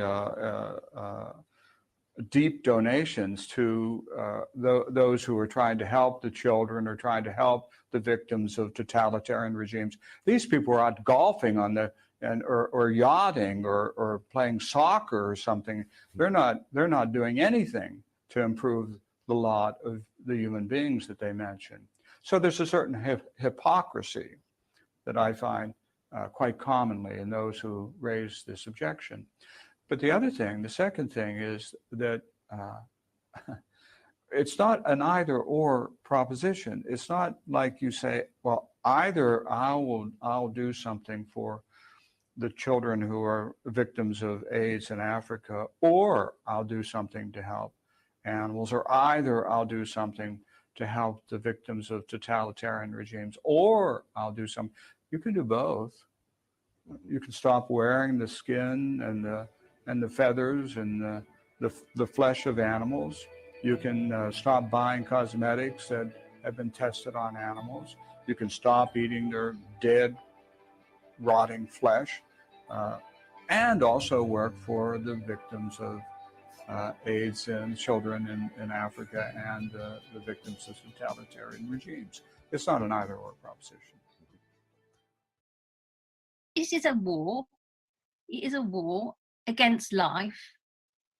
And unless we start to reframe these things for ourselves, and I'm not saying it's easy, I think it's difficult. I'm finding it difficult and challenging, hand up to that. But it's being honest with the reality. And if we continue to sort of like sugarcoat the reality, I mean, I wish, we didn't have this time constraint. And then we could be, maybe it's not, maybe there's no climate change, there's no COVID, there's no breaking down of the ecosystems. So we can just sort of, we've only got the sort of like billions of animals that are being killed every single year to deal with. And that's one massive thing. But that is not the reality. The reality is something completely different. And we're acting a lot of the time and thinking as though, so there's an endless amount of time. I know I do it myself, I do it myself. So that's what I'm saying is, do we need to be a bit more like, I know it's difficult, but people do make sacrifices, in extreme situations. Is this extreme? For me, I don't even know. For me, I ask myself this question, what Declan said about, if people are a bit older or whatever age, actually, maybe they should be sort of like thinking about what they should be doing, perhaps, with any financial resources they may have. How seriously are we taking it? I think we need to have conversations more about this. And as Roger also sort of like mentioned, again, the capitalist neoliberal system, is that reformable? Because just last point, when the whole, you were talking, Roger, about, Boris bringing in what appeared to be sort of socialist policies. I mean, crystal clarity is they weren't doing it for the people. They were doing it to basically prop up, the economic system in the future, i.e. now, right? They don't give a monkeys about sorry, I don't know if that species is, but they don't care at all about the people, as their policies continue to show. They're merely trying to prop up the economic system, the capitalist economic neoliberal religion that they are part of. They're at the top of the power hegemony, and that's all they care about, themselves and their ilk. So I agree with that. Obviously, you're right. It's just interesting that they were forced to bring in policies that they had previously argued vociferously against. Is there a non-specialist way of giving a monkeys, Jeremy? You might know that. But in relation to the revolving door, the answer to that is going to be very complex.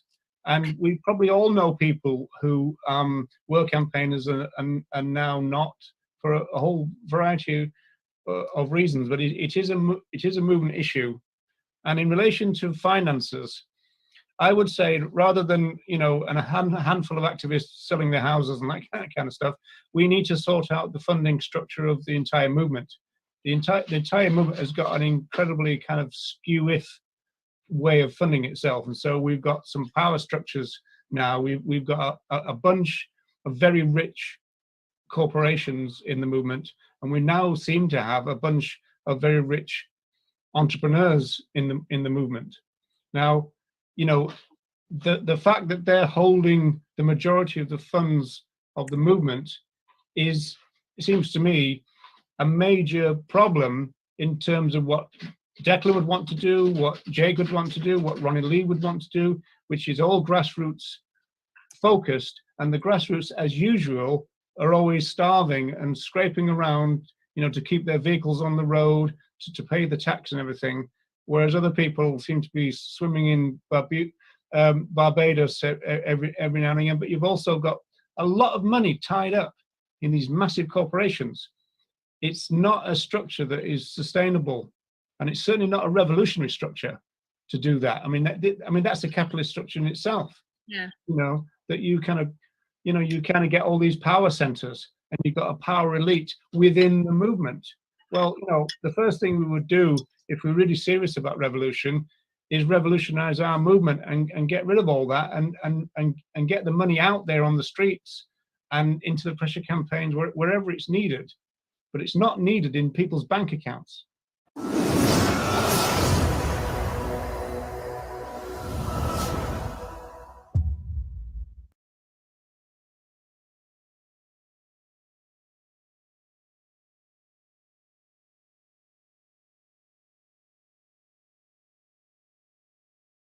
So, hello Earthlings. So this is our developing, evolving tools of injustice display that we're using on the street work that we do, the Big Information Project.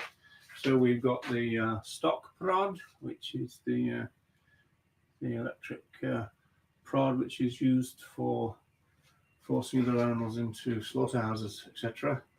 This is artificial insemination glove. And this is the semen syringe or stick. So the hand goes into the anus, as we know, and this syringe goes into the vagina. This is the spiked anti-suckler device, which is attached to a calf's nose. This is our Tools of Injustice booklet that we use alongside the display, and the latest item for the displays is this lovely little device, which is called the Birdizzo. I think that's how you pronounce it. And we also have a description of that. And so this is what it looks like. So this is a device which is to castrate bulls and horses and other animals. And we're going to include this into the display. Turns out that they're a little bit too big to actually fit in, because this, believe it or not, is the big one. And as you can see, it's a massive machine. In fact, you need a lot of strength just to open and close these things. So these are used to castrate bulls. So we're figuring out how to include these into our Tools of Injustice display, but included they will be. Okay, bye for now.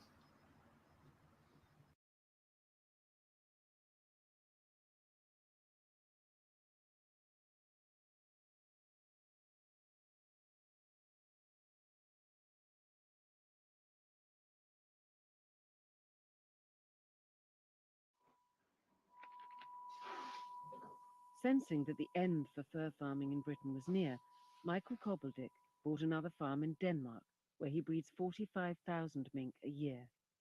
Now the ban is in place, he is considering rearing and killing his mink there and sending the pelts back to Britain to be prepared for sale. All it does is actually stop me raising mink here on site. It doesn't stop me processing mink. It doesn't stop me selling mink from this site. The British fur farmers are negotiating compensation from the government for the loss of their industry. Michael Cobbledick is demanding £6 million. Obviously, if the government have to pay us and that, we're going to be using that money to expand our Danish operation. I mean, I shall make sure that happens. So in effect, the British government will be paying you and you will be expanding mink production somewhere Yeah, else. I mean, the government's taking me into Europe, basically, and expanding my operation.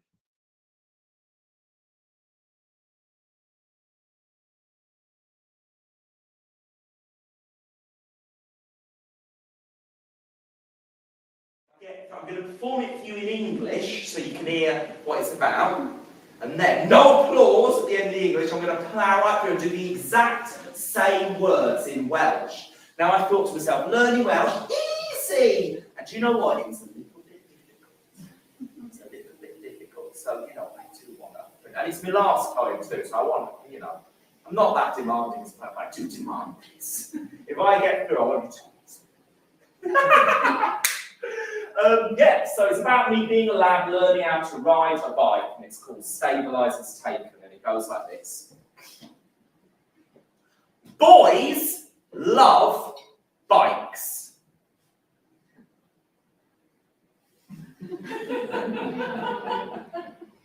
I hate mine. Stabilizers taken. My mum and her cupboards are inside while my clumsy new stepdad holds the back of my saddle, runs close as I pedal. Don't let go. Down a back alley street so far from my pillow, handlebars jiggle under sweat, wet palms, spokes growl, grumble, belly drum rumbles, feet cartwheel. Tops opening night. Propelled by fright, I glance back to see him laugh at me. He's let go. I fumble, teeter, clumsy knee. There's no safety net beneath trapeze. He laughs. And then I laugh too. I let go. Crack through air like Ringmaster's whip. Phased, amazed, shot free of my cannon, rocket and fly, tear through skies whose horizons had fallen down the back of a hug. Mum might be cooking. I feast on the speed. My tummy is a circus. Hold your applause. Quick question. Any Welsh speakers in the crowd? Oh no, it's on film. Right, Barry. Okay. No, I'll just say whatever, you won't know. Okay. Stabilizers taken. Siarad Cymraeg. My voice and carry bake yet? Dwi'n casau make dim stabilizers. My mam a cwtches yn di wrth yn llysfan newid trwy'r ysgol fel Kevin a Sef ar redeg yn agos ataf. Paid gollwn fi. I lastri gefn dweud beth o weli braf. Fy nwylioch gwislyd yn cudio'n dyn. Olwynion yn troi a throi. Bol yn ceisio ffoi. Traed! Fel dau glwn meddwl a noson gynta circus. Yn tasgu mlaen mewn braw, pipo nod I weld. Fy nad, yn chwerthin ar y fi, gollingod fi, dwi'n clothu, siglo, beth naw ohono I, dim roed yn dol rhaid syddio. Mae e'n chwerthin. Fi'n hen dechrau hefyd. Dwi'n gorfod gafel!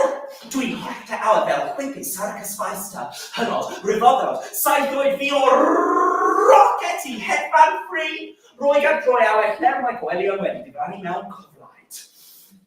My mam yn coginio, dwi'n goledda ar y gwynt. My mom even circus. I've been Dominic Berry. Thank you for listening.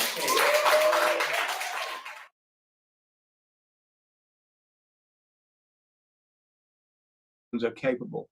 So there are some kind of spiritual vibes, if you like, to some of the writing of Leslie Cross. And there's another quote coming up where it's a little bit more developed even, but essentially they were trying to work out, you know, why humans have become so violent, and they wanted to resolve that, and they thought that veganism was the key to getting us back onto the right path, if you like.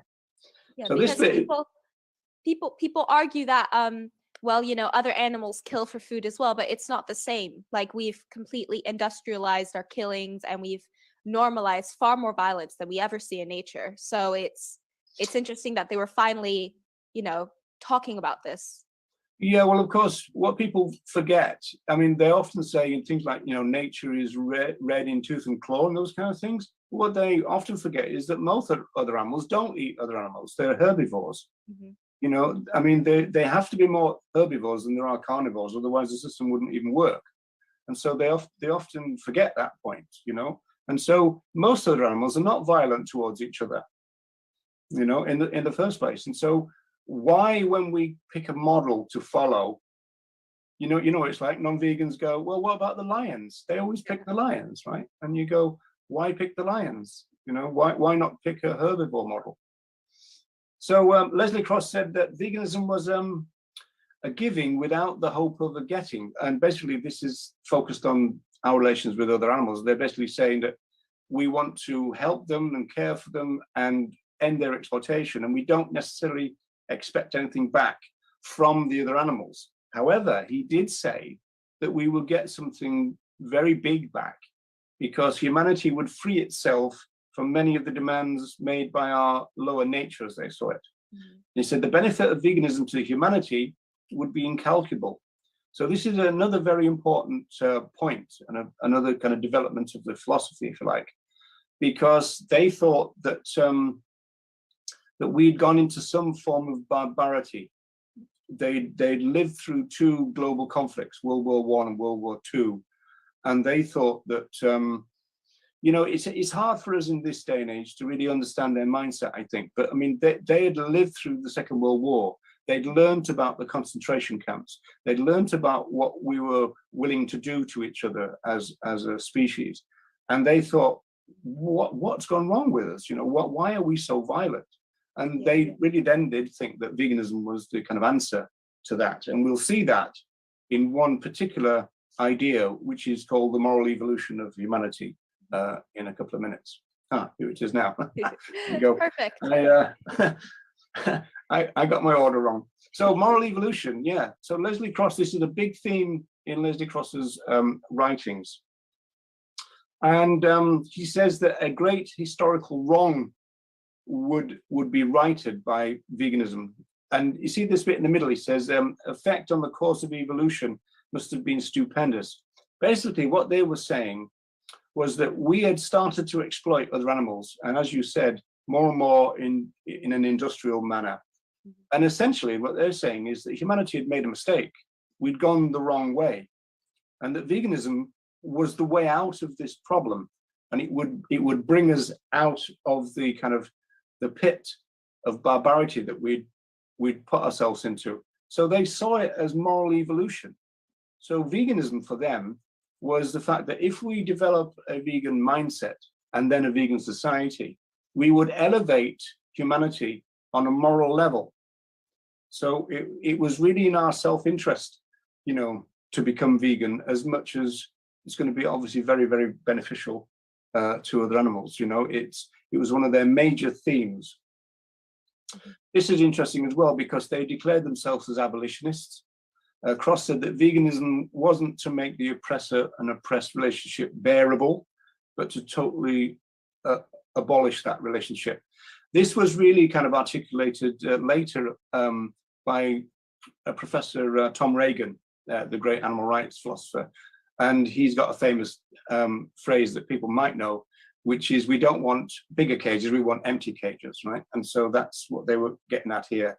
So we're not wanting to make things more humane. We want to abolish the exploitation. Well, that's And a he big says- argument, isn't it, these days, where it's like, oh, it's a cage-free egg, or it's a That's right. grass-fed. That's right. Yeah. You know, yeah, all yeah. of these terms that they're using, which at the end of the day essentially mean nothing, because there's still that form of exploitation and turning an animal into a commodity.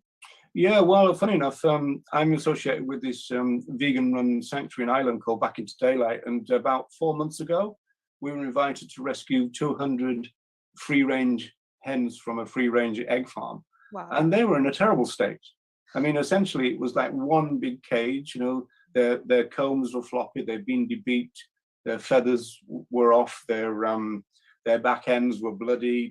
They were in a right mess. And yet they were marketed as, you know, kind of top range free range. You know, I mean, it was actually called organic free range, and so they got a premium for the eggs. But in terms of animal rights, animal liberation, even animal welfare, it meant nothing really. You know, absolutely nothing. So Cross says, in this light, veganism is not so much welfare as liberation. And then we get the caveat yet again, for the creatures, the other animals, of course, and for the mind and heart of humanity. So by liberating other animals, again, we're liberating ourselves. And this theme is rehearsed and repeated over and over and over again in the writings of the people who started our movement. They really thought that we were doing ourselves a massive favor by bringing about a vegan world, because we have then a world which is based on peace, on non-violence, and on justice. So I tend to say that veganism stands for justice for all. So this is 1951 now. We're evolving our philosophy, and this is where that kind of spiritual idea, freedom to live our own lives in our own way, according to our own inward light, is fundamental to our view of life itself. This is Cross writing. So that's a little bit, you know, in that kind of thing, but it's also a bit anarchic, you know, the idea of organizing our lives in our own way, which is quite good. There are some anarchic themes in vegan philosophy. Only when we see the vegan reform as a doctrine not of restriction, as those who oppose it mistakenly believe, but of freedom, do we fully comprehend it. Mm-hmm. So it's a big picture idea. There's a couple of interesting things in this quote. First one, the vegan reform. In our day and age, we tend to think of the word reform as a bit weak and wishy-washy. But in those days, it was quite a powerful thing because they associate it with a cause. So they're talking about cultural reform, which meant cultural transformation. So it wasn't such a weak word in those days. And then this bit about those who oppose it mistakenly believe, it's interesting, isn't it? Because the people who oppose veganism often say that it's restricted, and that normally they're talking about the diet at this point. Whereas what vegans will say is that they've never eaten better and they've never eaten more varied when they went onto a plant-based diet. So even if we're just talking about the dietary aspects of veganism, the view of those who oppose us is wrong. It's not restriction. It's actually quite liberating to suddenly have a plate full of beautiful vegetables, you know, and lots of them. It's not exactly meat and 2 veg. You know, no. That's a restricted diet. That's the restricted diet, which is really kind of interesting. Now, Surge of Freedom is a really important essay. And it's interesting because the quote here is the first line from the essay. And basically said that he's going to try and lay out what veganism is, because they're at the end of the process now. And so vegan philosophy is kind of being set now, in a sense. And the interesting part of the first sentence for me is the fact that the first thing they do is focus on what the benefits to humanity would be. Right. Now, we've got to understand this, I think, is the fact that they weren't writing for Twitter in those days. They weren't writing sound bites. So you kind of have to read the entirety of their essays to really fully get it. But they weren't frightened to say, okay, veganism is a lot about us, and they said that first. But of course, then they started talking about other animals as well. So this is where you get the full story. And in a sense, they developed this idea, which I call focus and scope, which we're going to move on to. At the same time, you know, they were quite happy to talk about the scope first, you know, which is very important. Now, this is an interesting idea because Watson and Cross thought that veganism was going to do a lot of work. It's going to kind of do a lot of things for both humans and other animals. Mm-hmm. And this is a quote from Cross. Veganism owes its birth to the fact that at the deepest point within us, we believe impregnably in freedom. So freedom becomes another word that becomes very important within the early years. Exploitation also. And then this is where they start to develop the idea that veganism is a really big idea. Veganism should not be regarded as a mere side shoot in human evolution, so evolution comes back into it, but as a central extending growth of considerable significance. So they're starting to understand that veganism is actually a big radical idea, and that veganism is going to be a real kind of benefit to the world in general, if you like. And as always, they say by liberating ourselves, we liberate others, and by liberating others, we liberate ourselves. Watson had already talked, so this is back in 1945, about the greatest cause on earth, and they started to think in big terms. What Cross said was that veganism extended justice over the species barrier. So again, that's a very big kind of idea. He said that other movements stopped there. The real significance of veganism is its devastating illogical demonstration that by denying to non-human animals the right to be free, we keep locked against ourselves the gateway to our own pursuit of happiness. Again, we're getting this theme being rehearsed. Mm-hmm. And now they bring in the idea of rights. Until the advent of veganism, comparatively few humans regarded the animals as being either worthy of or entitled to the right to be free. So again, freedom is the key thing. And probably fewer still realize the impressive effect which the granting of such a right would have on the freedom of humanity. So yet again, we see this entangled idea that if we grant rights to other animals, we are liberating ourselves as well. It's interesting, this one, because this was written quite a long time before the Case for Animal Rights, which came out in the early 80s. And it kind of gets the idea of animal rights a little bit wrong, but it's interesting that they were talking in these terms back in those days. And again, you've got that idea that by liberating others, we liberate ourselves. So we're coming near to the end now. So I say that when you look at Leslie Cross's work, you're looking at what he calls the focus and the scope. He talks about two broad aims of veganism. The first is the obvious focus part, that veganism is about not exploiting other animals. That's the first thing. And they even then started to define what exploitation meant, because this shows that veganism is not a diet, because it says that we want to end all use of other animals. So obviously for food, but also we don't see them as commodities. We don't make them work. We wouldn't hunt them. We wouldn't test on them. All the uses of other animals would end through vivisection, through veganism. I keep saying vivisection, don't I? Okay. By the adoption of this rule, the society has clearly come out on the side of the liberators. So again, this idea that we're looking for freedom for all, in a sense, and that they're again restating that they're abolitionists. And this is where we get the idea that a vegan world would be a different world, and we would essentially be different types of human beings. We would not be violent anymore. And he said, no longer warmongering. And again, we've got to realize that we are talking about a movement that saw its birth during a world war. They declared peace in a world war. It would mean an immense change of heart and mind for humans.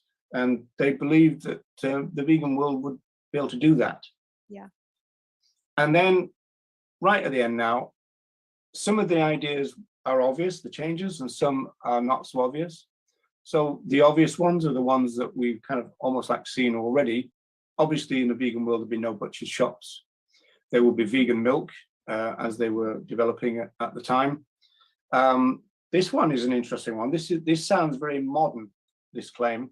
The countryside will not be heavy with the anguish of cows crying for their calves. Now, we say this, don't we, in the 21st century, and yet they were talking about this in the 1950s as well. Of course, there would be no slaughterhouses in a vegan world. There would be no vivisection laboratories, and no one would go hunting. Yeah.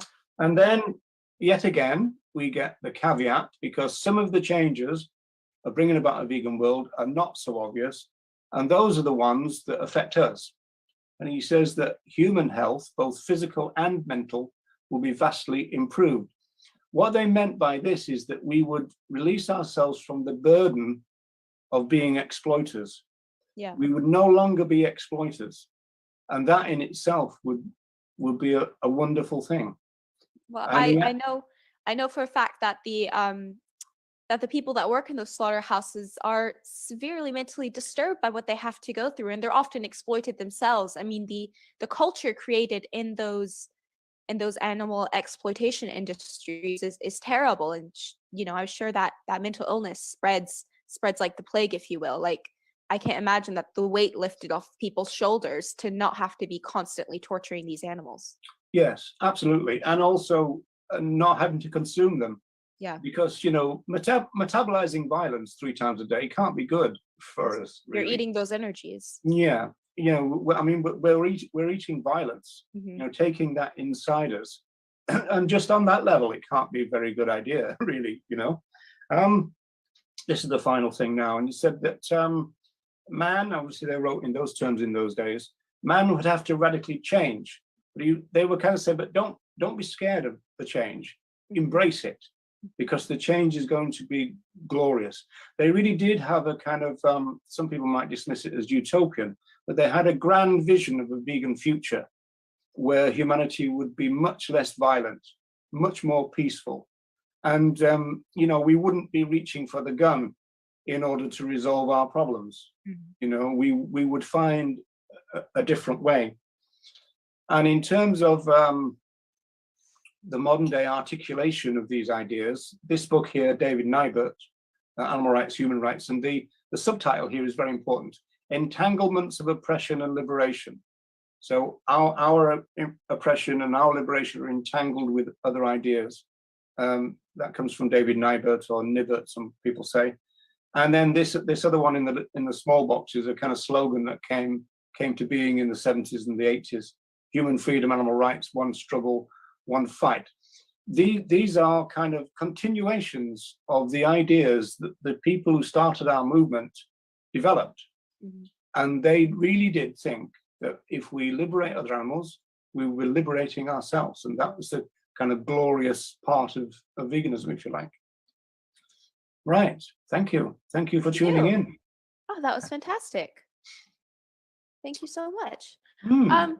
It's fascinating that that they define veganism as a revolution, because it really does validate the extent of how much it really can do. And I think we're starting to see that with the UN reports, and finally getting people to see about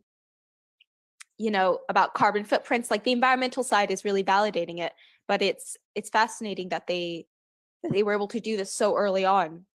That Yes. people were talking about this. Yeah, I agree very strongly with that. Because it does show really that what we now call vegan philosophy is kind of central to everything that's good and opposes everything that's bad. So if we care about the planet, then we obviously say, well, veganism is a big part of that. Even if we care individually about our health, then veganism is part of that. But in terms of the real focus of veganism, then if we care about the exploitation and the oppression of other animals, then obviously veganism is the central core idea that will get us out of that. Vegetarian doesn't kind of make it, No. Flexitarian doesn't quite do it, reducitarian. None of those ideas, they might be seen, if you like, as building blocks towards, but none of them really fulfill what we're looking for, which is the abolition of the exploitation, which is what they talked about all the time. And why do you think humans are so focused on isolating ourselves from other species? I mean, we are so obsessed with the idea of humans being the best animals out there. Like, why do you think that is? Well, you're bringing out the sociologist in me now, because you know, human beings tend to like to create boundaries and barriers, and we will pick on little differences. And of course, you know, whether it's gender based or racially based or obviously species, if we see a difference, we will use that, and we normally then start to use that to kind of talk about differences in status. So it's a kind of status thing. And we've got this idea that we're the top of the food chain, you know, we're above them and they are lower creatures. And we used to call them things like the lower animals and beasts, you know, those kind of things. Even in some of the writing of the pioneers, they kind of get sucked into using that kind of pejorative language, you know, creatures and, you know, the lower beings, that kind of stuff. And so there's this idea of hierarchy, you know, and, you know, human beings love hierarchies. And so, you know, we can kind of set ourselves above lots and lots of other beings, and we've created this massive barrier called the species barrier. Yeah. You know, which is incredibly useful. In fact, it's useful is if you want to oppress other humans, all you need to do is throw them conceptually over the species barrier, and you can then see them as lesser than. You know, they're on the wrong side of the species barrier suddenly. Yeah, I mean, that completely makes sense. I guess we are obsessed with categorizing things. Yeah, we do it all the time. Yeah, that's right. And we do it all the time. Yeah, and our ideas of veganism have progressed a lot over the decades. How has, I mean, you've been involved in the animal rights movement for a long time. It's really commendable. How has the general population's idea of animal rights and animal liberation changed since you first got started? Well, on the one hand, there's more acceptance of it because, I mean, even Peter Singer started the book Animal Liberation from '75 with almost like an apology, saying, well, you know, this might seem as some kind of a parody for women's liberation or human liberation, but it's not, type of thing. So people don't react in that way anymore. So the idea of animal liberation and animal rights, it doesn't cause people to fall off their chairs laughing, if you like. At the same time, there's still a little bit of confusion within the movement about the difference between, say, animal welfare and animal rights. So we've never really developed a very strong animal rights movement, which is based on, say, the work of Tom Reagan, because animal welfare, in a way, gets in the way of that. And so there is a kind of development. There's more acceptance of the idea, I think, but there's still a way to go in terms of the clarity of what we want to say and the basis upon which we want to say it. I'm myself a rights-based person, so I tend to use phrases like rights-based animal rights, which is a clumsy phrase, but it's kind of necessary because most animal rights is not rights-based, which is a bit odd, you know. But so there's still a few things to be sorted out philosophically in the movement, really. Yeah, and especially in a country like Morocco, tying it in because this is VegFest Morocco. I think the general Moroccan population, they're beginning to like animals more and like to spend time with them more. I think the amount of pets that people have, or the amount of households that have pets, has gone up in recent years. But there's still that disconnect. What conversations do you suggest that people have with people to kind of help people stop seeing animals as objects? Well, I would say, first of all, in terms of pet owning and stuff like that, is we've tended to evolve our ideas, and we went from pets to companion animals and now to animal companions. But also, really, one thing that would be a progress would be for people to realize that loving other animals is not as important as respecting them. Yeah. And we need to respect them as fellow rights bearers. And so rights will clash. And sometimes the interests of some rights bearers will get in the way of other rights bearers. But the point is, if we approach that problem with the understanding that we're all talking about fellow rights bearers, then that in itself is a progress. So animal rights is not based on loving them or having mercy for other animals. It's about respecting them for who they are, you know, and so that in itself would be a major advance if we were able to expand the idea that we should respect other animals for who they are, rather than because we love them or that we've got them as companions and that kind of thing. Yeah. Almost like seeing them as their own individuals, but at the same time, not trying to humanize them, because they don't necessarily need to be humanized. Like to be respected. That's right. Yeah. Tom Reagan always said that other animals are in the world. They're aware of the world. They're aware of what happens to them, and what happens to them matters to them. And if we understand that, you know, they are beings with their own interests, and whether it's that their interests are useful to us or not, you know, some people say things like, well, if we don't eat cows, what will we use them for? Well, you know, we're looking at that idea the wrong way. It's not about our functional kind of use of them. It's kind of they have a right because they're there, because of who they are, not because they fulfill some function. You know, the utility of other animals is not the key to it. It's the fact that we see them as rights bearers, and that when we exploit them, that's a rights violation. That's the fundamental of animal rights. They're not here for our use, and we've not at all. We've no. completely forgotten that. We've yeah, well, this is where the idea that we need to be animal lovers kind of clouds the issue a little bit, or that we need to have mercy, and that, because that's a very kind of status-driven type thing, you know. Oh, have mercy. Even the language of cruelty can be a problem. Kind of, you know, don't be cruel, because animal rights is demand. You know, do not violate their rights. Is much better than, oh, don't be cruel or have mercy. So animal rights is like veganism, a radical idea, but it's got a demand in it. It's not kind of begging for mercy, and it's not begging for people not to be cruel. It's saying, look, these are beings in their own rights, and we need to respect their rights. It's a stronger claim. Yeah, that's, I mean, you got it. That's a fantastic point.